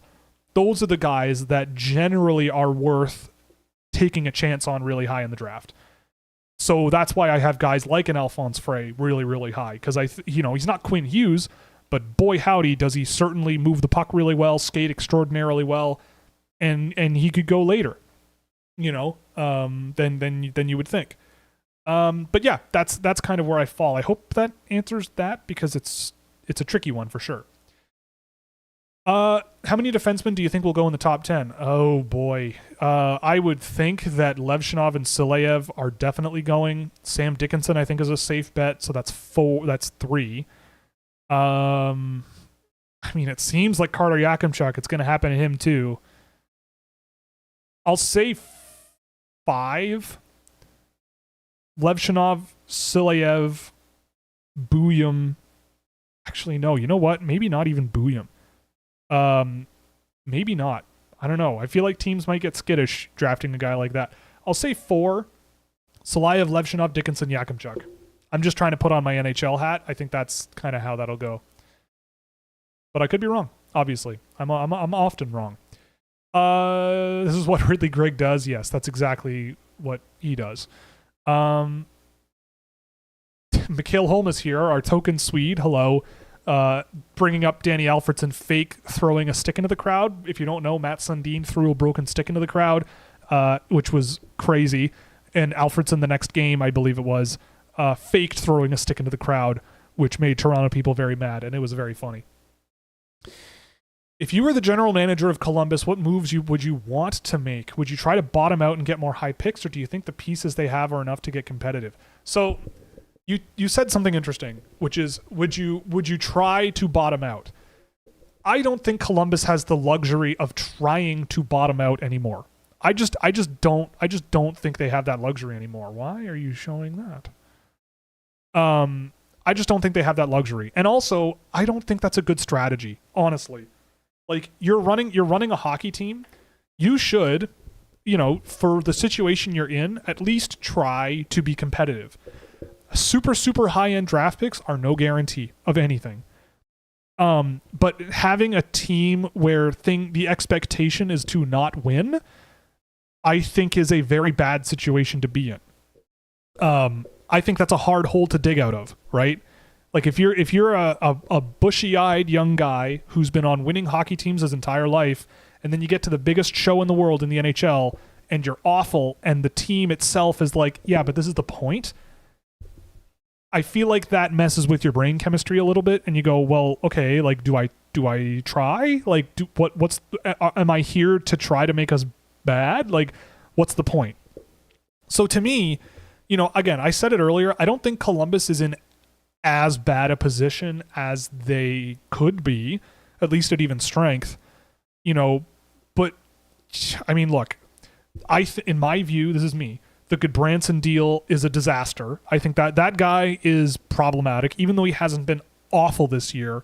Problematic, I would say. And the fact that there's a modified no trade, I would see if someone's interested in him, like if they have a retaining spot, which I believe they do, try to retain salary and get something for him, because I don't know, I think that's just not a long-term solution, and he's there for 2 more years. Andrew Peeke at 2, like Andrew Peeke and Eric Goodbranson making $6.75 million a year is a tough one. That's a tough combo to have in your defense group. Adam Boqvist, I think, has shown that he's kind of a non-option as well. But a group of Werenski, Severson, Provorov is a pretty good start. So if I were Columbus, I mean, you've got Juracek waiting in the wings as well. I think, I don't believe that a guy like Kuhlman's is going to be a long-term solution.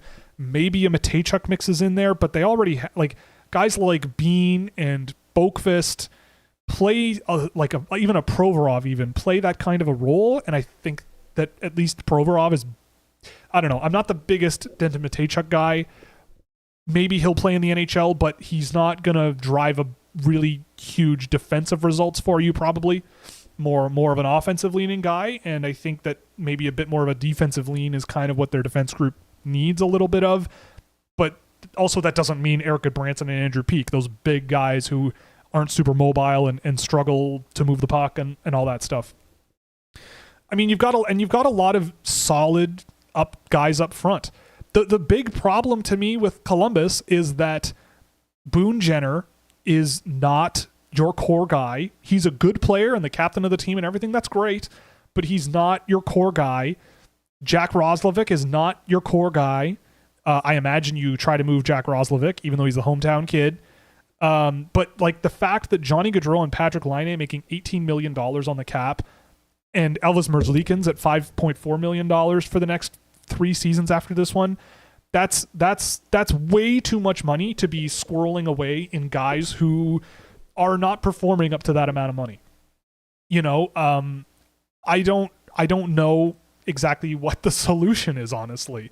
With Johnny Gaudreau, he just hasn't looked like himself. I don't know what that's all about, but he just has not looked like himself. I don't even know how many points he has this year, but when I watch Columbus, I barely notice him. Yeah, he's got 35 points this year. He's on pace for like 60 points, maybe. That's not enough. I don't know if it's a mental thing. Like, I don't know what. I'd be curious to talk to him privately about it.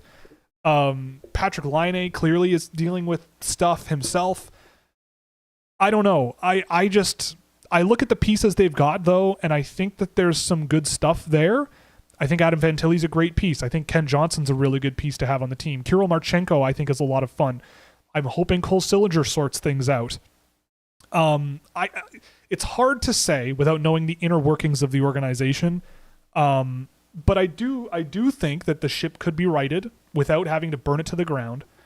And you go from there, honestly, to be perfectly honest.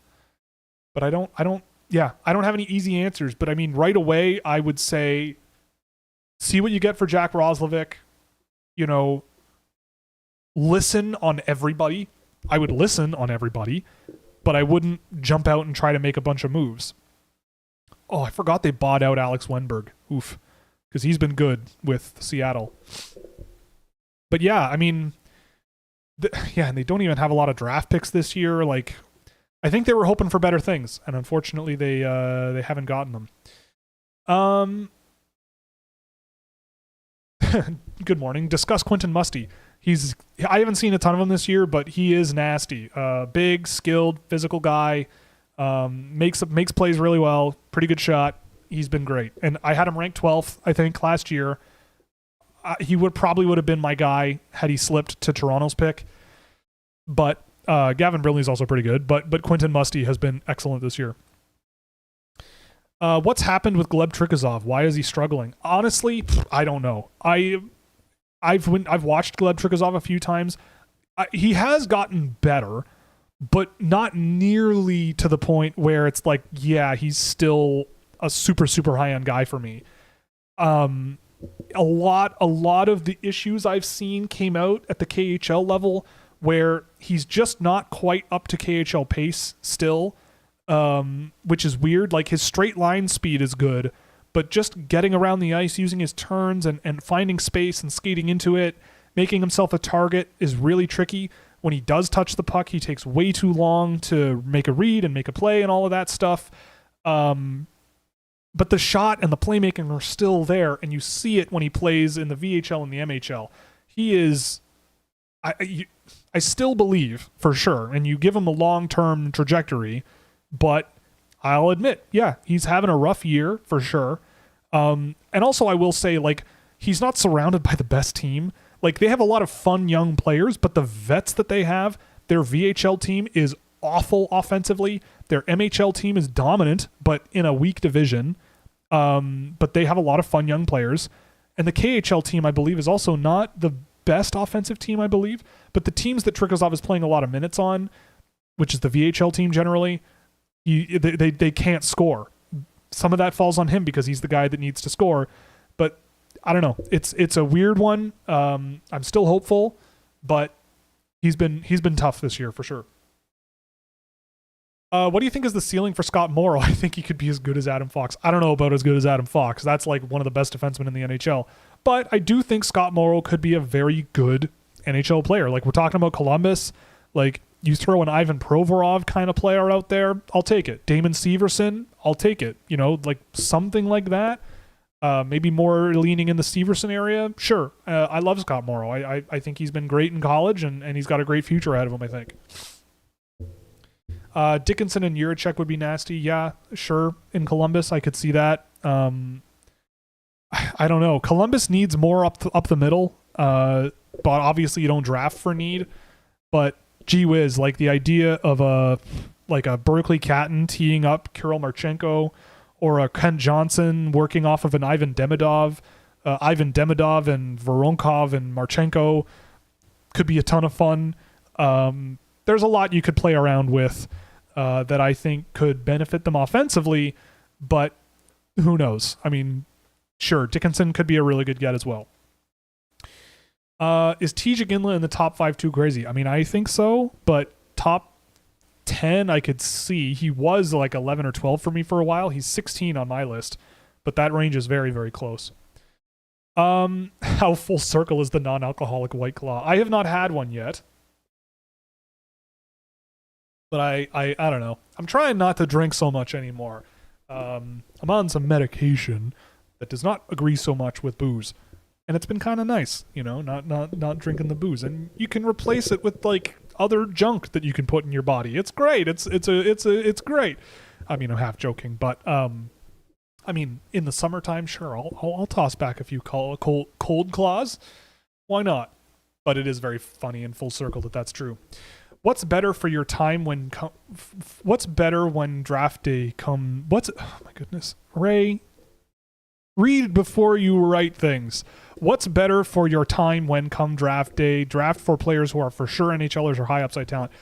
The idea of a for sure NHLer, I don't think you can really always bet on that, or bet on, like the public perception of this player is going to be a superstar is very rare nowadays. Like even Jack Hughes took a couple of years. The NHL is so good. It takes time for guys to adapt to it and learn and get there. Some of them may never get there, right? And look, like to have sat back after the draft in 2022 and gone, Shane Wright won't be in the NHL until 2025 or late 2024 full time. If that's what happens, I think most people in this chat, or most people, if you put it out on the internet, would go, are you crazy? What are you talking about? Shane Wright is going to go first or second, and he's going to score 40 goals and blah, blah, blah. Like, truth is stranger than fiction all the time, right? What I think about in the draft is guys who do the most things the best more than anybody, right? Guys who, or if they are lacking something, I can easily identify where the deficiency is and go, if you tweak things a little bit, I think you would find a lot more success. But I'm looking for guys who play a sort of NHL style game, and that doesn't mean just big and physical. I mean an NHL style, high pace, high skill, high intensity game, and bring it at both ends, or I could probably motivate them to give it to do both ends, to do 100% at both ends. But with that, it's really just, if I have a list of things I'm looking for in front of me, who are the guys that check the most boxes, right? I have guys ranked really high where I'm like, things could go one way or the other for this guy, but the talent is certainly there. I'll default to betting on talent rather than betting on hopefully the talent comes far enough to be a high-end NHL player, right? Like an Ivan Demidov. He's got some holes in his game, right? He's a great player, super skilled, super talented, could be a star at some point. But there are some really frustrating moments with him with regards to generating speed, escaping pressure, playing a little bit selfish hockey. There's a lot. So yeah, it's going to be interesting. It's going to be it's a very interesting question because you could talk about it all day long. And a lot of it comes down to as well the luxury that teams have, which is they speak to these players privately and can, I think it is very important too to understand if you can get a gauge of the type of person you're getting. I'm not saying that if you can figure out that they're a bad person, they're not worth drafting. But what I am saying is, are they prepared to make this their life, right? Like more so than it already is, like a day job, right? It's like once you make a thing your job, it's the real test of whether or not you really are passionate about something. Because the last thing you want to do is use a pick on a kid who just has always been really, really talented and thinks that the NHL is going to be a walk in the park because of how talented they are. Because it ain't. It won't be, no matter who you are, right? Especially nowadays. So it really just depends on who you're dealing with, what you know about. Like if I were drafting players, my list would probably look a lot different than this if I were on a team, right? But I also just say, I don't know. I think in my mind, I have an understanding of the basic mechanics of hockey and how what good things look like and what bad things look like and how to make things work and make things, how to find players that will work at least in a certain way in the most situations in the NHL and bank on that, right? And just bank on that, right? You saw Gavin Brindley at the World Juniors this year. He was excellent, but it wasn't just because he was being given the puck in the offensive zone and he was shooting it into the net, right? He was driving play, putting in the work at both ends, playing physical when needed, you know, just being a pest. And sometimes in the NHL, to find success, you just need to be annoying as a forechecker. An annoying forechecker with tons and tons of skill and plenty of creativity to go with it that doesn't hog the puck all the time. And I think that's a great sort of start in a way for a certain type of player. So it's a hard question to answer, especially as someone who's not involved with drafting players literally on a team. And again, like the idea of a for sure NHLer, I mean, you could maybe look at a few guys and say, yeah, like Michael Brunswick-Nugard could be an NHL player. I can't say, I could see it right away. You can see why. Is he going to be a super high-end one? I don't know. But you can see he could play in the NHL, right? And there's a few guys like that. T.J. Ginla, another one.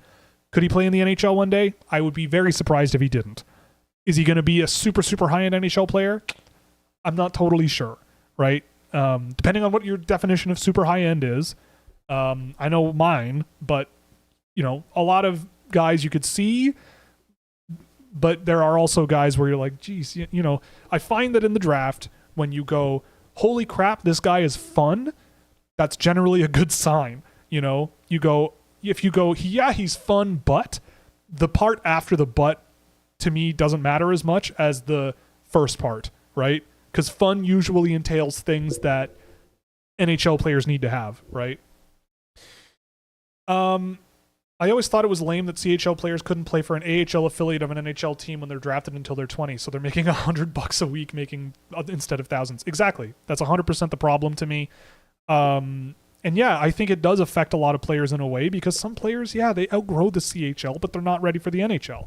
You know, like an Alexis Lafreniere, right? What would 2 years in the AHL have done for him? Rather than jamming him in the NHL forever. Same thing with, well, I guess Capo Caco could have gone back to Finland, but that's neither here nor there. But yeah, I think it is a little weird. And I just spat all over my keyboard.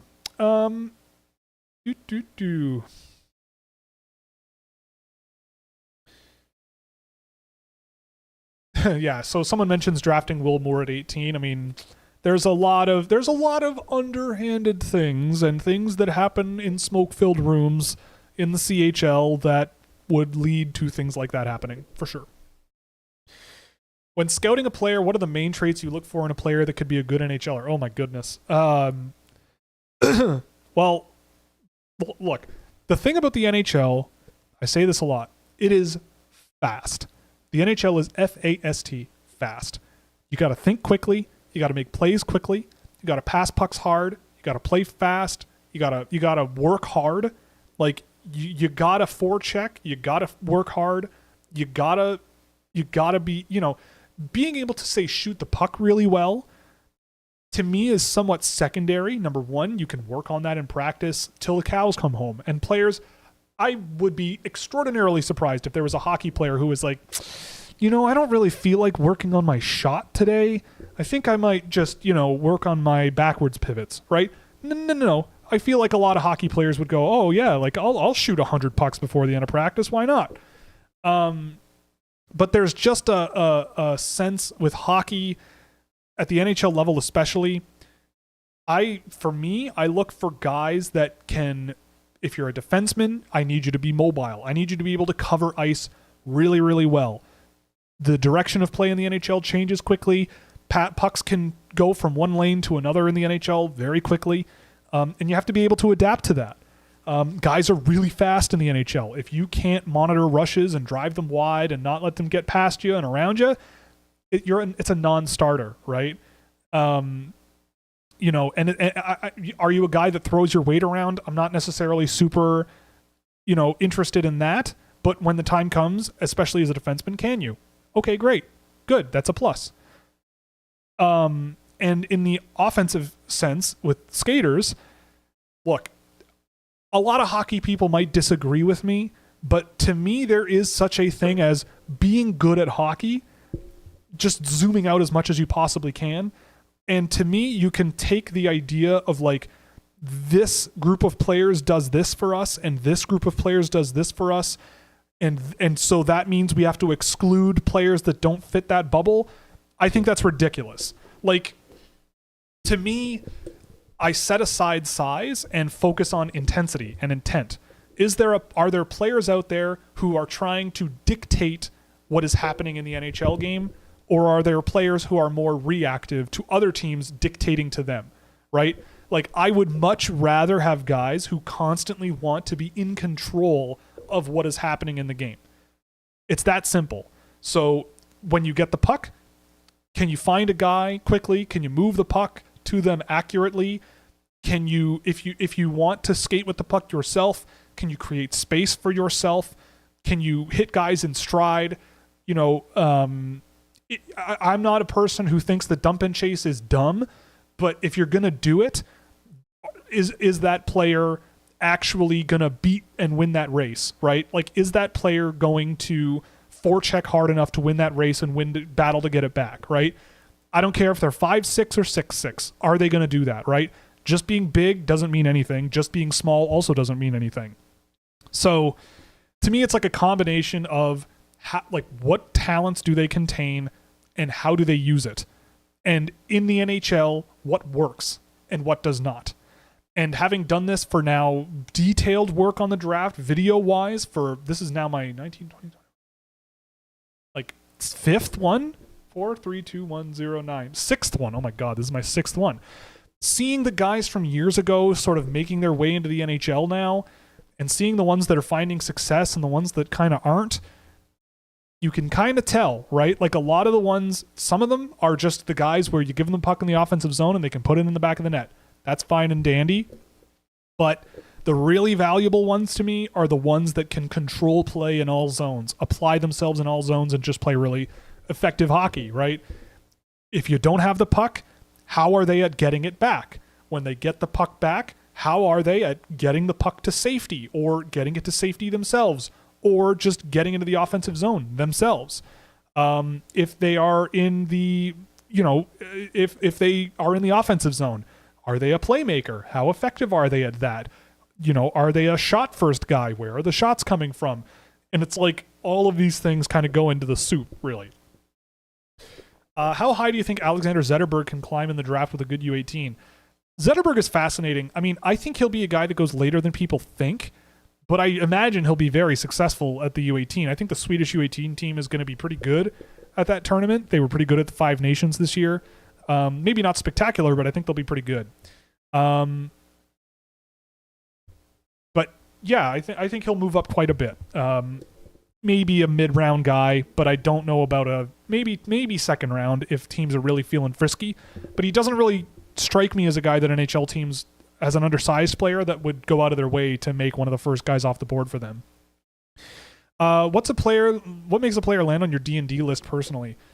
Well, I mean, the guys that I have ranked, or that I don't have ranked, that a lot of people do have ranked. So just to tell you who they are, that would be, so there's a few of them. Maxime Massé, Henry Muse, Tarek Paraskak, Matvei Gridin, Christian Humphreys, Simon Zether, and Raul Boyard. A lot of this comes down to the pace of their game. Christian Humphreys, I just haven't really seen as much. Oh, I got to fix that. Christian Humphreys just hasn't really shown me like the high-end tools that some of the other guys on that team have shown, at least not often enough where I'm like, yeah, this guy rules. But yeah, Maxime Massé, Henry Muse, Tarek Paraskak, Matvei Gridin, all of these guys just aren't, like, Henry Muse is going to be interesting. I see why he's ranked. It's like Henry Bruštevec last year. He's going to score points, right? He'll score. When he stays in the OHL next year with Ottawa, as that team gets better, he's going to score points. He's a smart puck mover. He generally knows how to move the puck okay, but the rest of the picture to me is just a big who knows.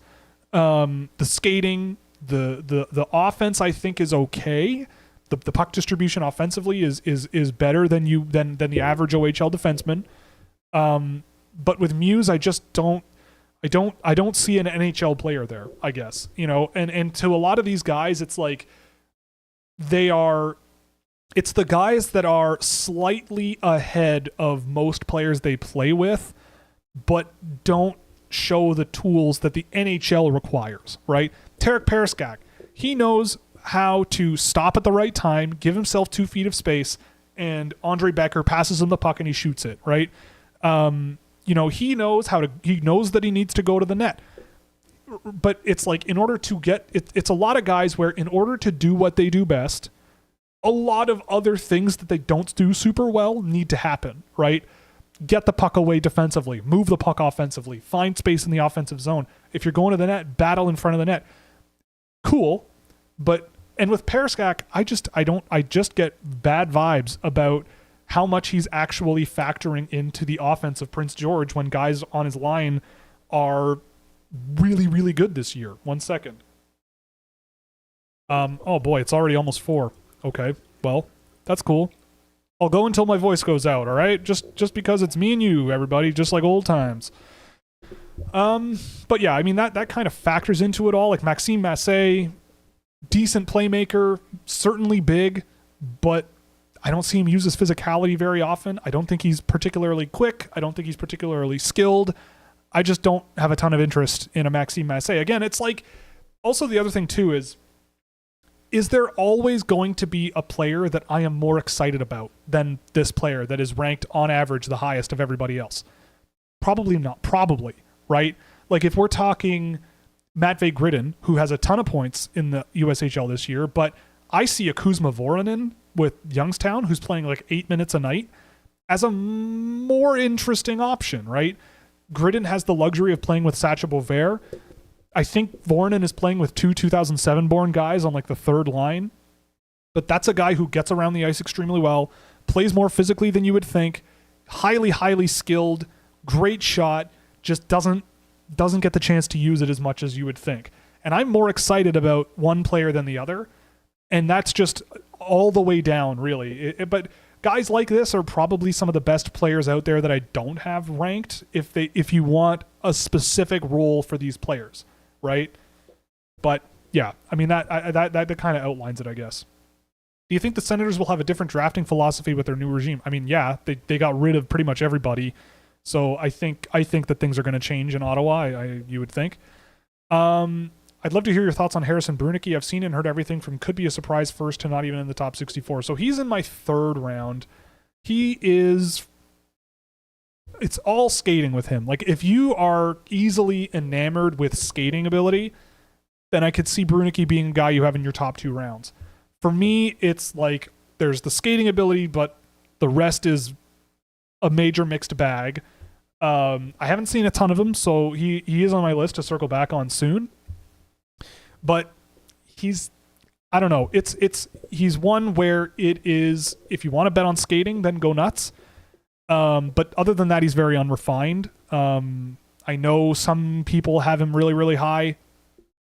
I haven't seen it, and some of the WHL people I know who I talk to also kind of see him as a mid-round guy, maybe. Any thoughts on the Yarmo dismissal? I mean, probably scroll back, but I imagine you're gone by now. Thoughts on Suzuki's explosion in February? Does he actually have 80 or 90 points in him? I mean, look, that line is on fire. Those 3 guys. Well, but also the thing is, Cole Caulfield was shooting like 7% before Christmas. I actually have a blog post that I worked on halfway through Christmas, but the World Juniors kind of took up a bunch of time. But in it, I was going to say, like, Cole Caulfield could be the hottest player in the NHL down the stretch because of how much regression there is in his shot, in his shooting percentage. And all 3 of those guys, Slafkovsky, Suzuki, and Caulfield, have benefited greatly from that. And I love Nick Suzuki. I've always really, really liked him, and I think there's a future there for that unit. They all, again, if you think about roles, they all play their roles very, very, very well, right? You know, people have been commenting on our page about what we've said about Yuri Slafkovsky in the past.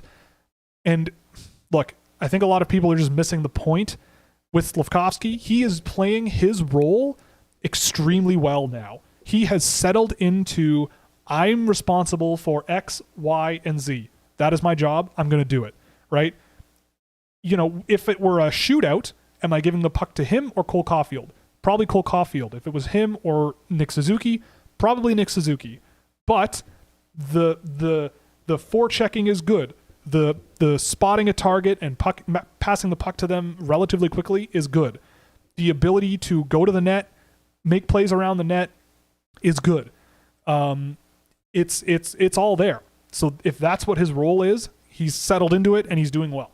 And that's a huge thing to think about with the NHL, right? Sometimes it just comes down to a coach's ability to recognize this guy, I can rely on this player to do this really well. And that leaves holes doing this, so I'm going to focus on putting guys there that can patch that up, right? And I think that those three players work off of each other extremely well so far. Is Basha's this year's Oliver Moore? Possibly. I think he's not quite as good defensively as an Oliver Moore, but Basha is no slouch. But I think in terms of the offensive game, yeah, I could see that. I should play Destiny 2. I played Destiny 1 and didn't really like it. I don't know. It's hard for me to get into modern video games, to be honest, but except for Baldur's Gate 3, which I've been playing. I think I'm up to 200 something hours, which crazy. Who are your top 5 Jets prospects? With your thoughts. Yeah, I can go over them quickly. Winnipeg, where are you here on my big board here? So yeah, top 5 prospects, I would say Lambert, McGroarty, Lambert, McGroarty, Heinola,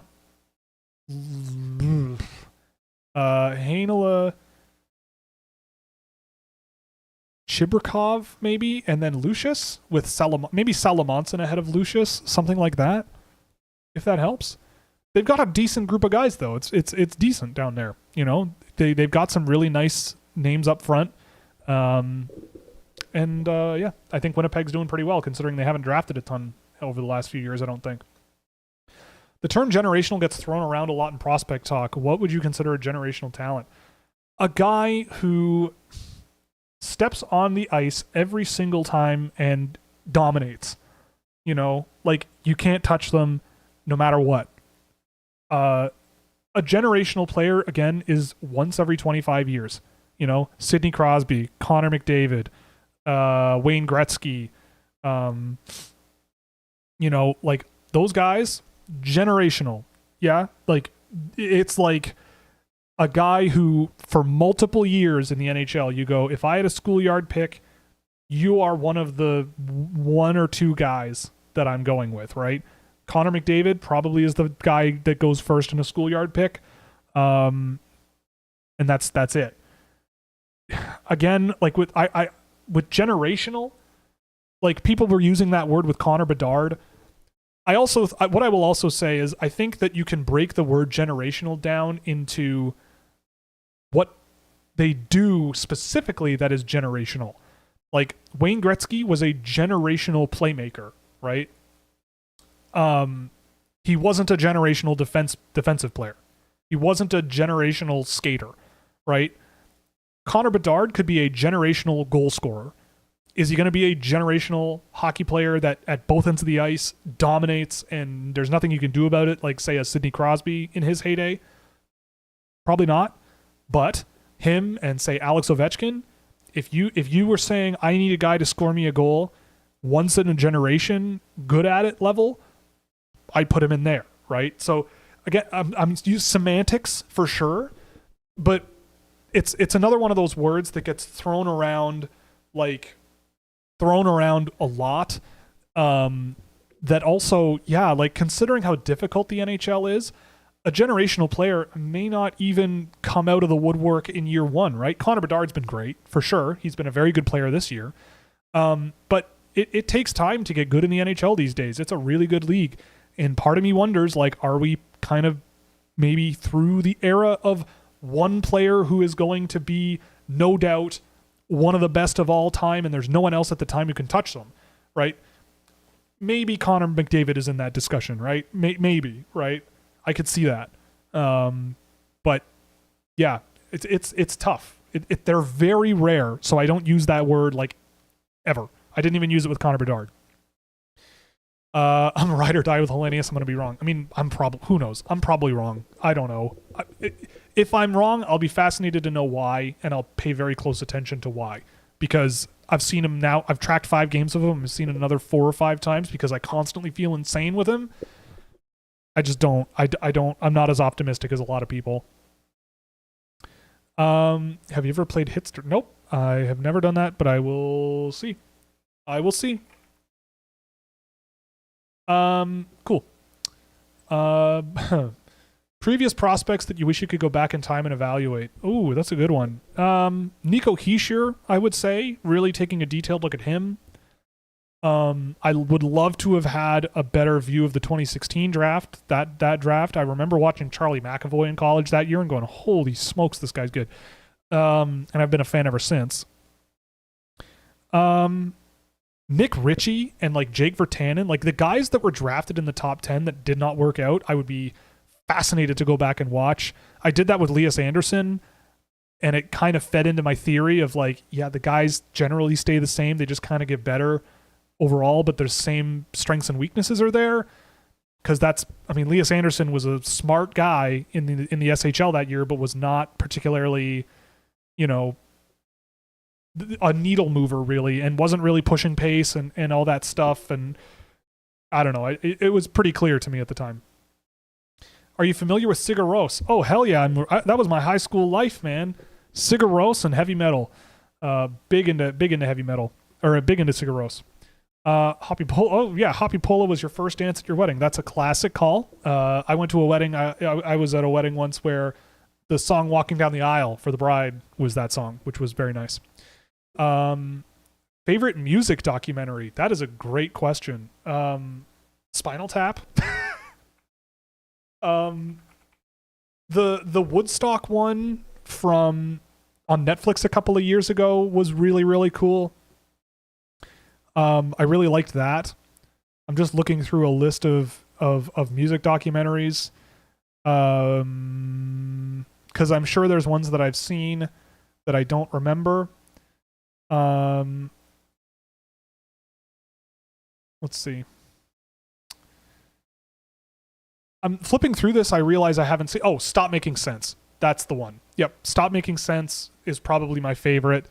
My favorite one of those for sure. Michael Brensek, Newgard sucks. Take him off your list. No thanks. You're a Norwegian. I can't do that. Favorite 90s R&B and hip hop albums. Ooh, I'm basic when it comes to 90s hip hop, but anything by like A Tribe Called Quest, De La Soul, I'm down for that stuff all day, every day.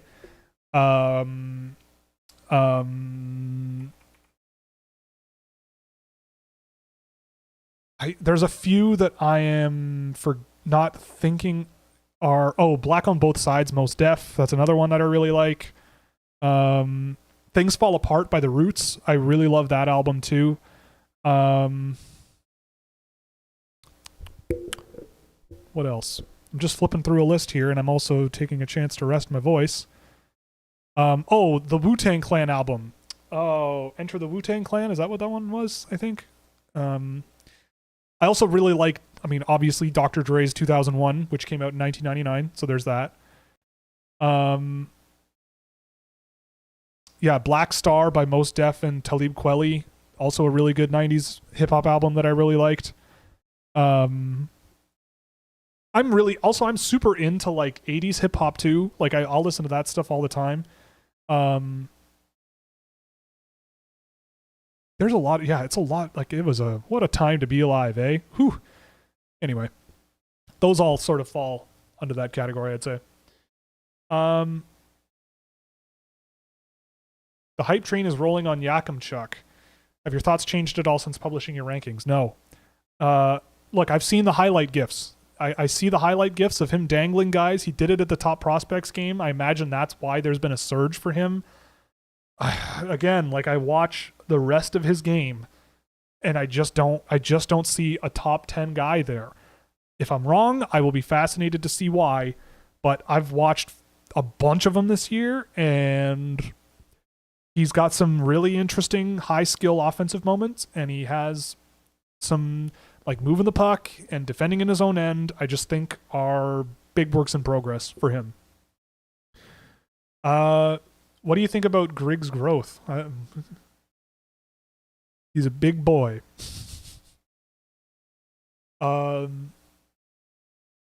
Any Swiss prospects to look out for in these next few drafts other than Ustinkov, Mugli, and Reber? I like Ludwig Johnson, who's a defenseman playing junior hockey in Switzerland. I'm trying to think of other ones.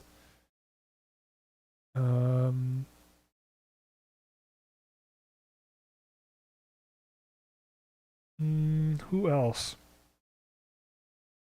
I mean, Tommaso DeLuca's still percolating around a little bit. He's neat. Well, there's my buddy Dario Seidler. I don't know. Yeah, like I would say the only one that has really stuck out to me is there might be another one I'm thinking of that was at the Five Nations that I forget. But Ludwig Johnson, who plays for Zug, I saw him watching Leon Mugli earlier in the year, and he's a big long shot, big long term guy, but he's been an interesting one. What do you think about Slavkovsky in the last couple of games? Yeah, I kind of went over that already. If you're a team like the Wild, which is the second smallest in the league, and a couple top prospects are Husnudinov and Height, who are undersized, do you lean towards size or best player available? Never, ever, ever look at your NHL team as is and say, this will fix our NHL team if we draft a certain way. Whenever that happens, it's a bad idea because these guys won't be here forever. They're still growing. And the Wild also don't just have small guys. They drafted Kumpalainen. They drafted Stramel. Liam Ogren does not play small at all, and he's not small. Who else is on there? Like they're not the smallest group of players. Carson Lambos is not small. But also, are they really the smallest team in the NHL? According to Elite Prospects, let's see. I want to double check this because I'm curious. They are the smallest team in the league. Okay then. Well, I mean, the difference between the smallest team in the league and the biggest team in the league is under 4 centimeters, so 3.7 centimeters it looks like. That's, that maybe. So we're talking, very teeny tiny. So I don't know. I don't know. What's up with Blake Montgomery? I read that there was concussion history, so he missed time. Did he only get to 6'4" recently? Because this is part of the problem with when I look at guys like Salayev, where they are big and they skate well, but the rest is just a big question mark. I had people in my DMs, I won't say who, but talking about Bryce Montgomery for a year and a half, being like, he's huge, he's the next big thing, he's this and he's this and he's this. And then I'd go watch him and I went, he's big and he can skate, but what does he do? What is, like I talk to Joel Henderson a lot because Joel will talk about players and their NHL outlook and everything and how they could do this very specific thing and they do this really, really well, that's whatever. And I just go, yeah, but are they good? Right? Like, what do they do? What are they doing that is good? Right? Like, not what they can do, but what is it that they do well? And like, what is it that they can carry with them that makes them good? Right? And with Bryce Montgomery, I was just a big guy who could skate. He was never a particularly gifted puck mover.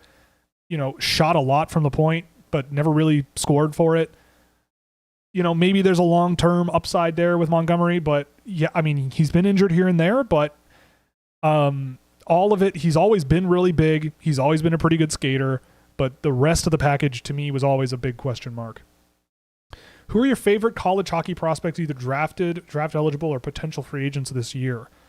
Well, Zeev Buium is right up there. Colin Graff is a guy that I've liked since he was back in the NCDC, I want to say. Ryan McAllister is a lot of fun. He was signed last year out of Western Michigan to play for Philadelphia. Let me just pull up the NCAA because I'm curious, but it's taking a while. But yeah, I mean, those are a good start. I mean, not Gabe Perreault, Oliver Moore, obviously one of my favorites from last year. The Nadeau brothers, Josh and Bradley, both a ton of fun to watch. I'm trying to see if there's anyone else that's like not drafted. Oh, Tim Lovell with Arizona State University is a guy that I'd maybe throw an AHL deal at. 22 years old, 5'10" defenseman, but really, really skilled and really talented. I saw him live at ASU and thought he was great in that game. He's a talented guy. Oh, we're talking Blake Montgomery, not Bryce. I didn't. Oh, Blake Montgomery. Yeah, I've noticed him a few times.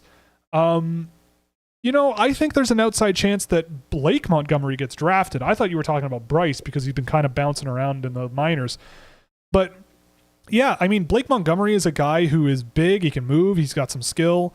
I'll have to take a closer look at him, but he is one that I've noticed and flagged as a potential sort of energy guy with a bit of skill on the side as well. Like, I feel like him being a sort of Charlie Stramel type of Wisconsin, where he's not scoring a ton but is playing a decent role, I think is a good thing for him.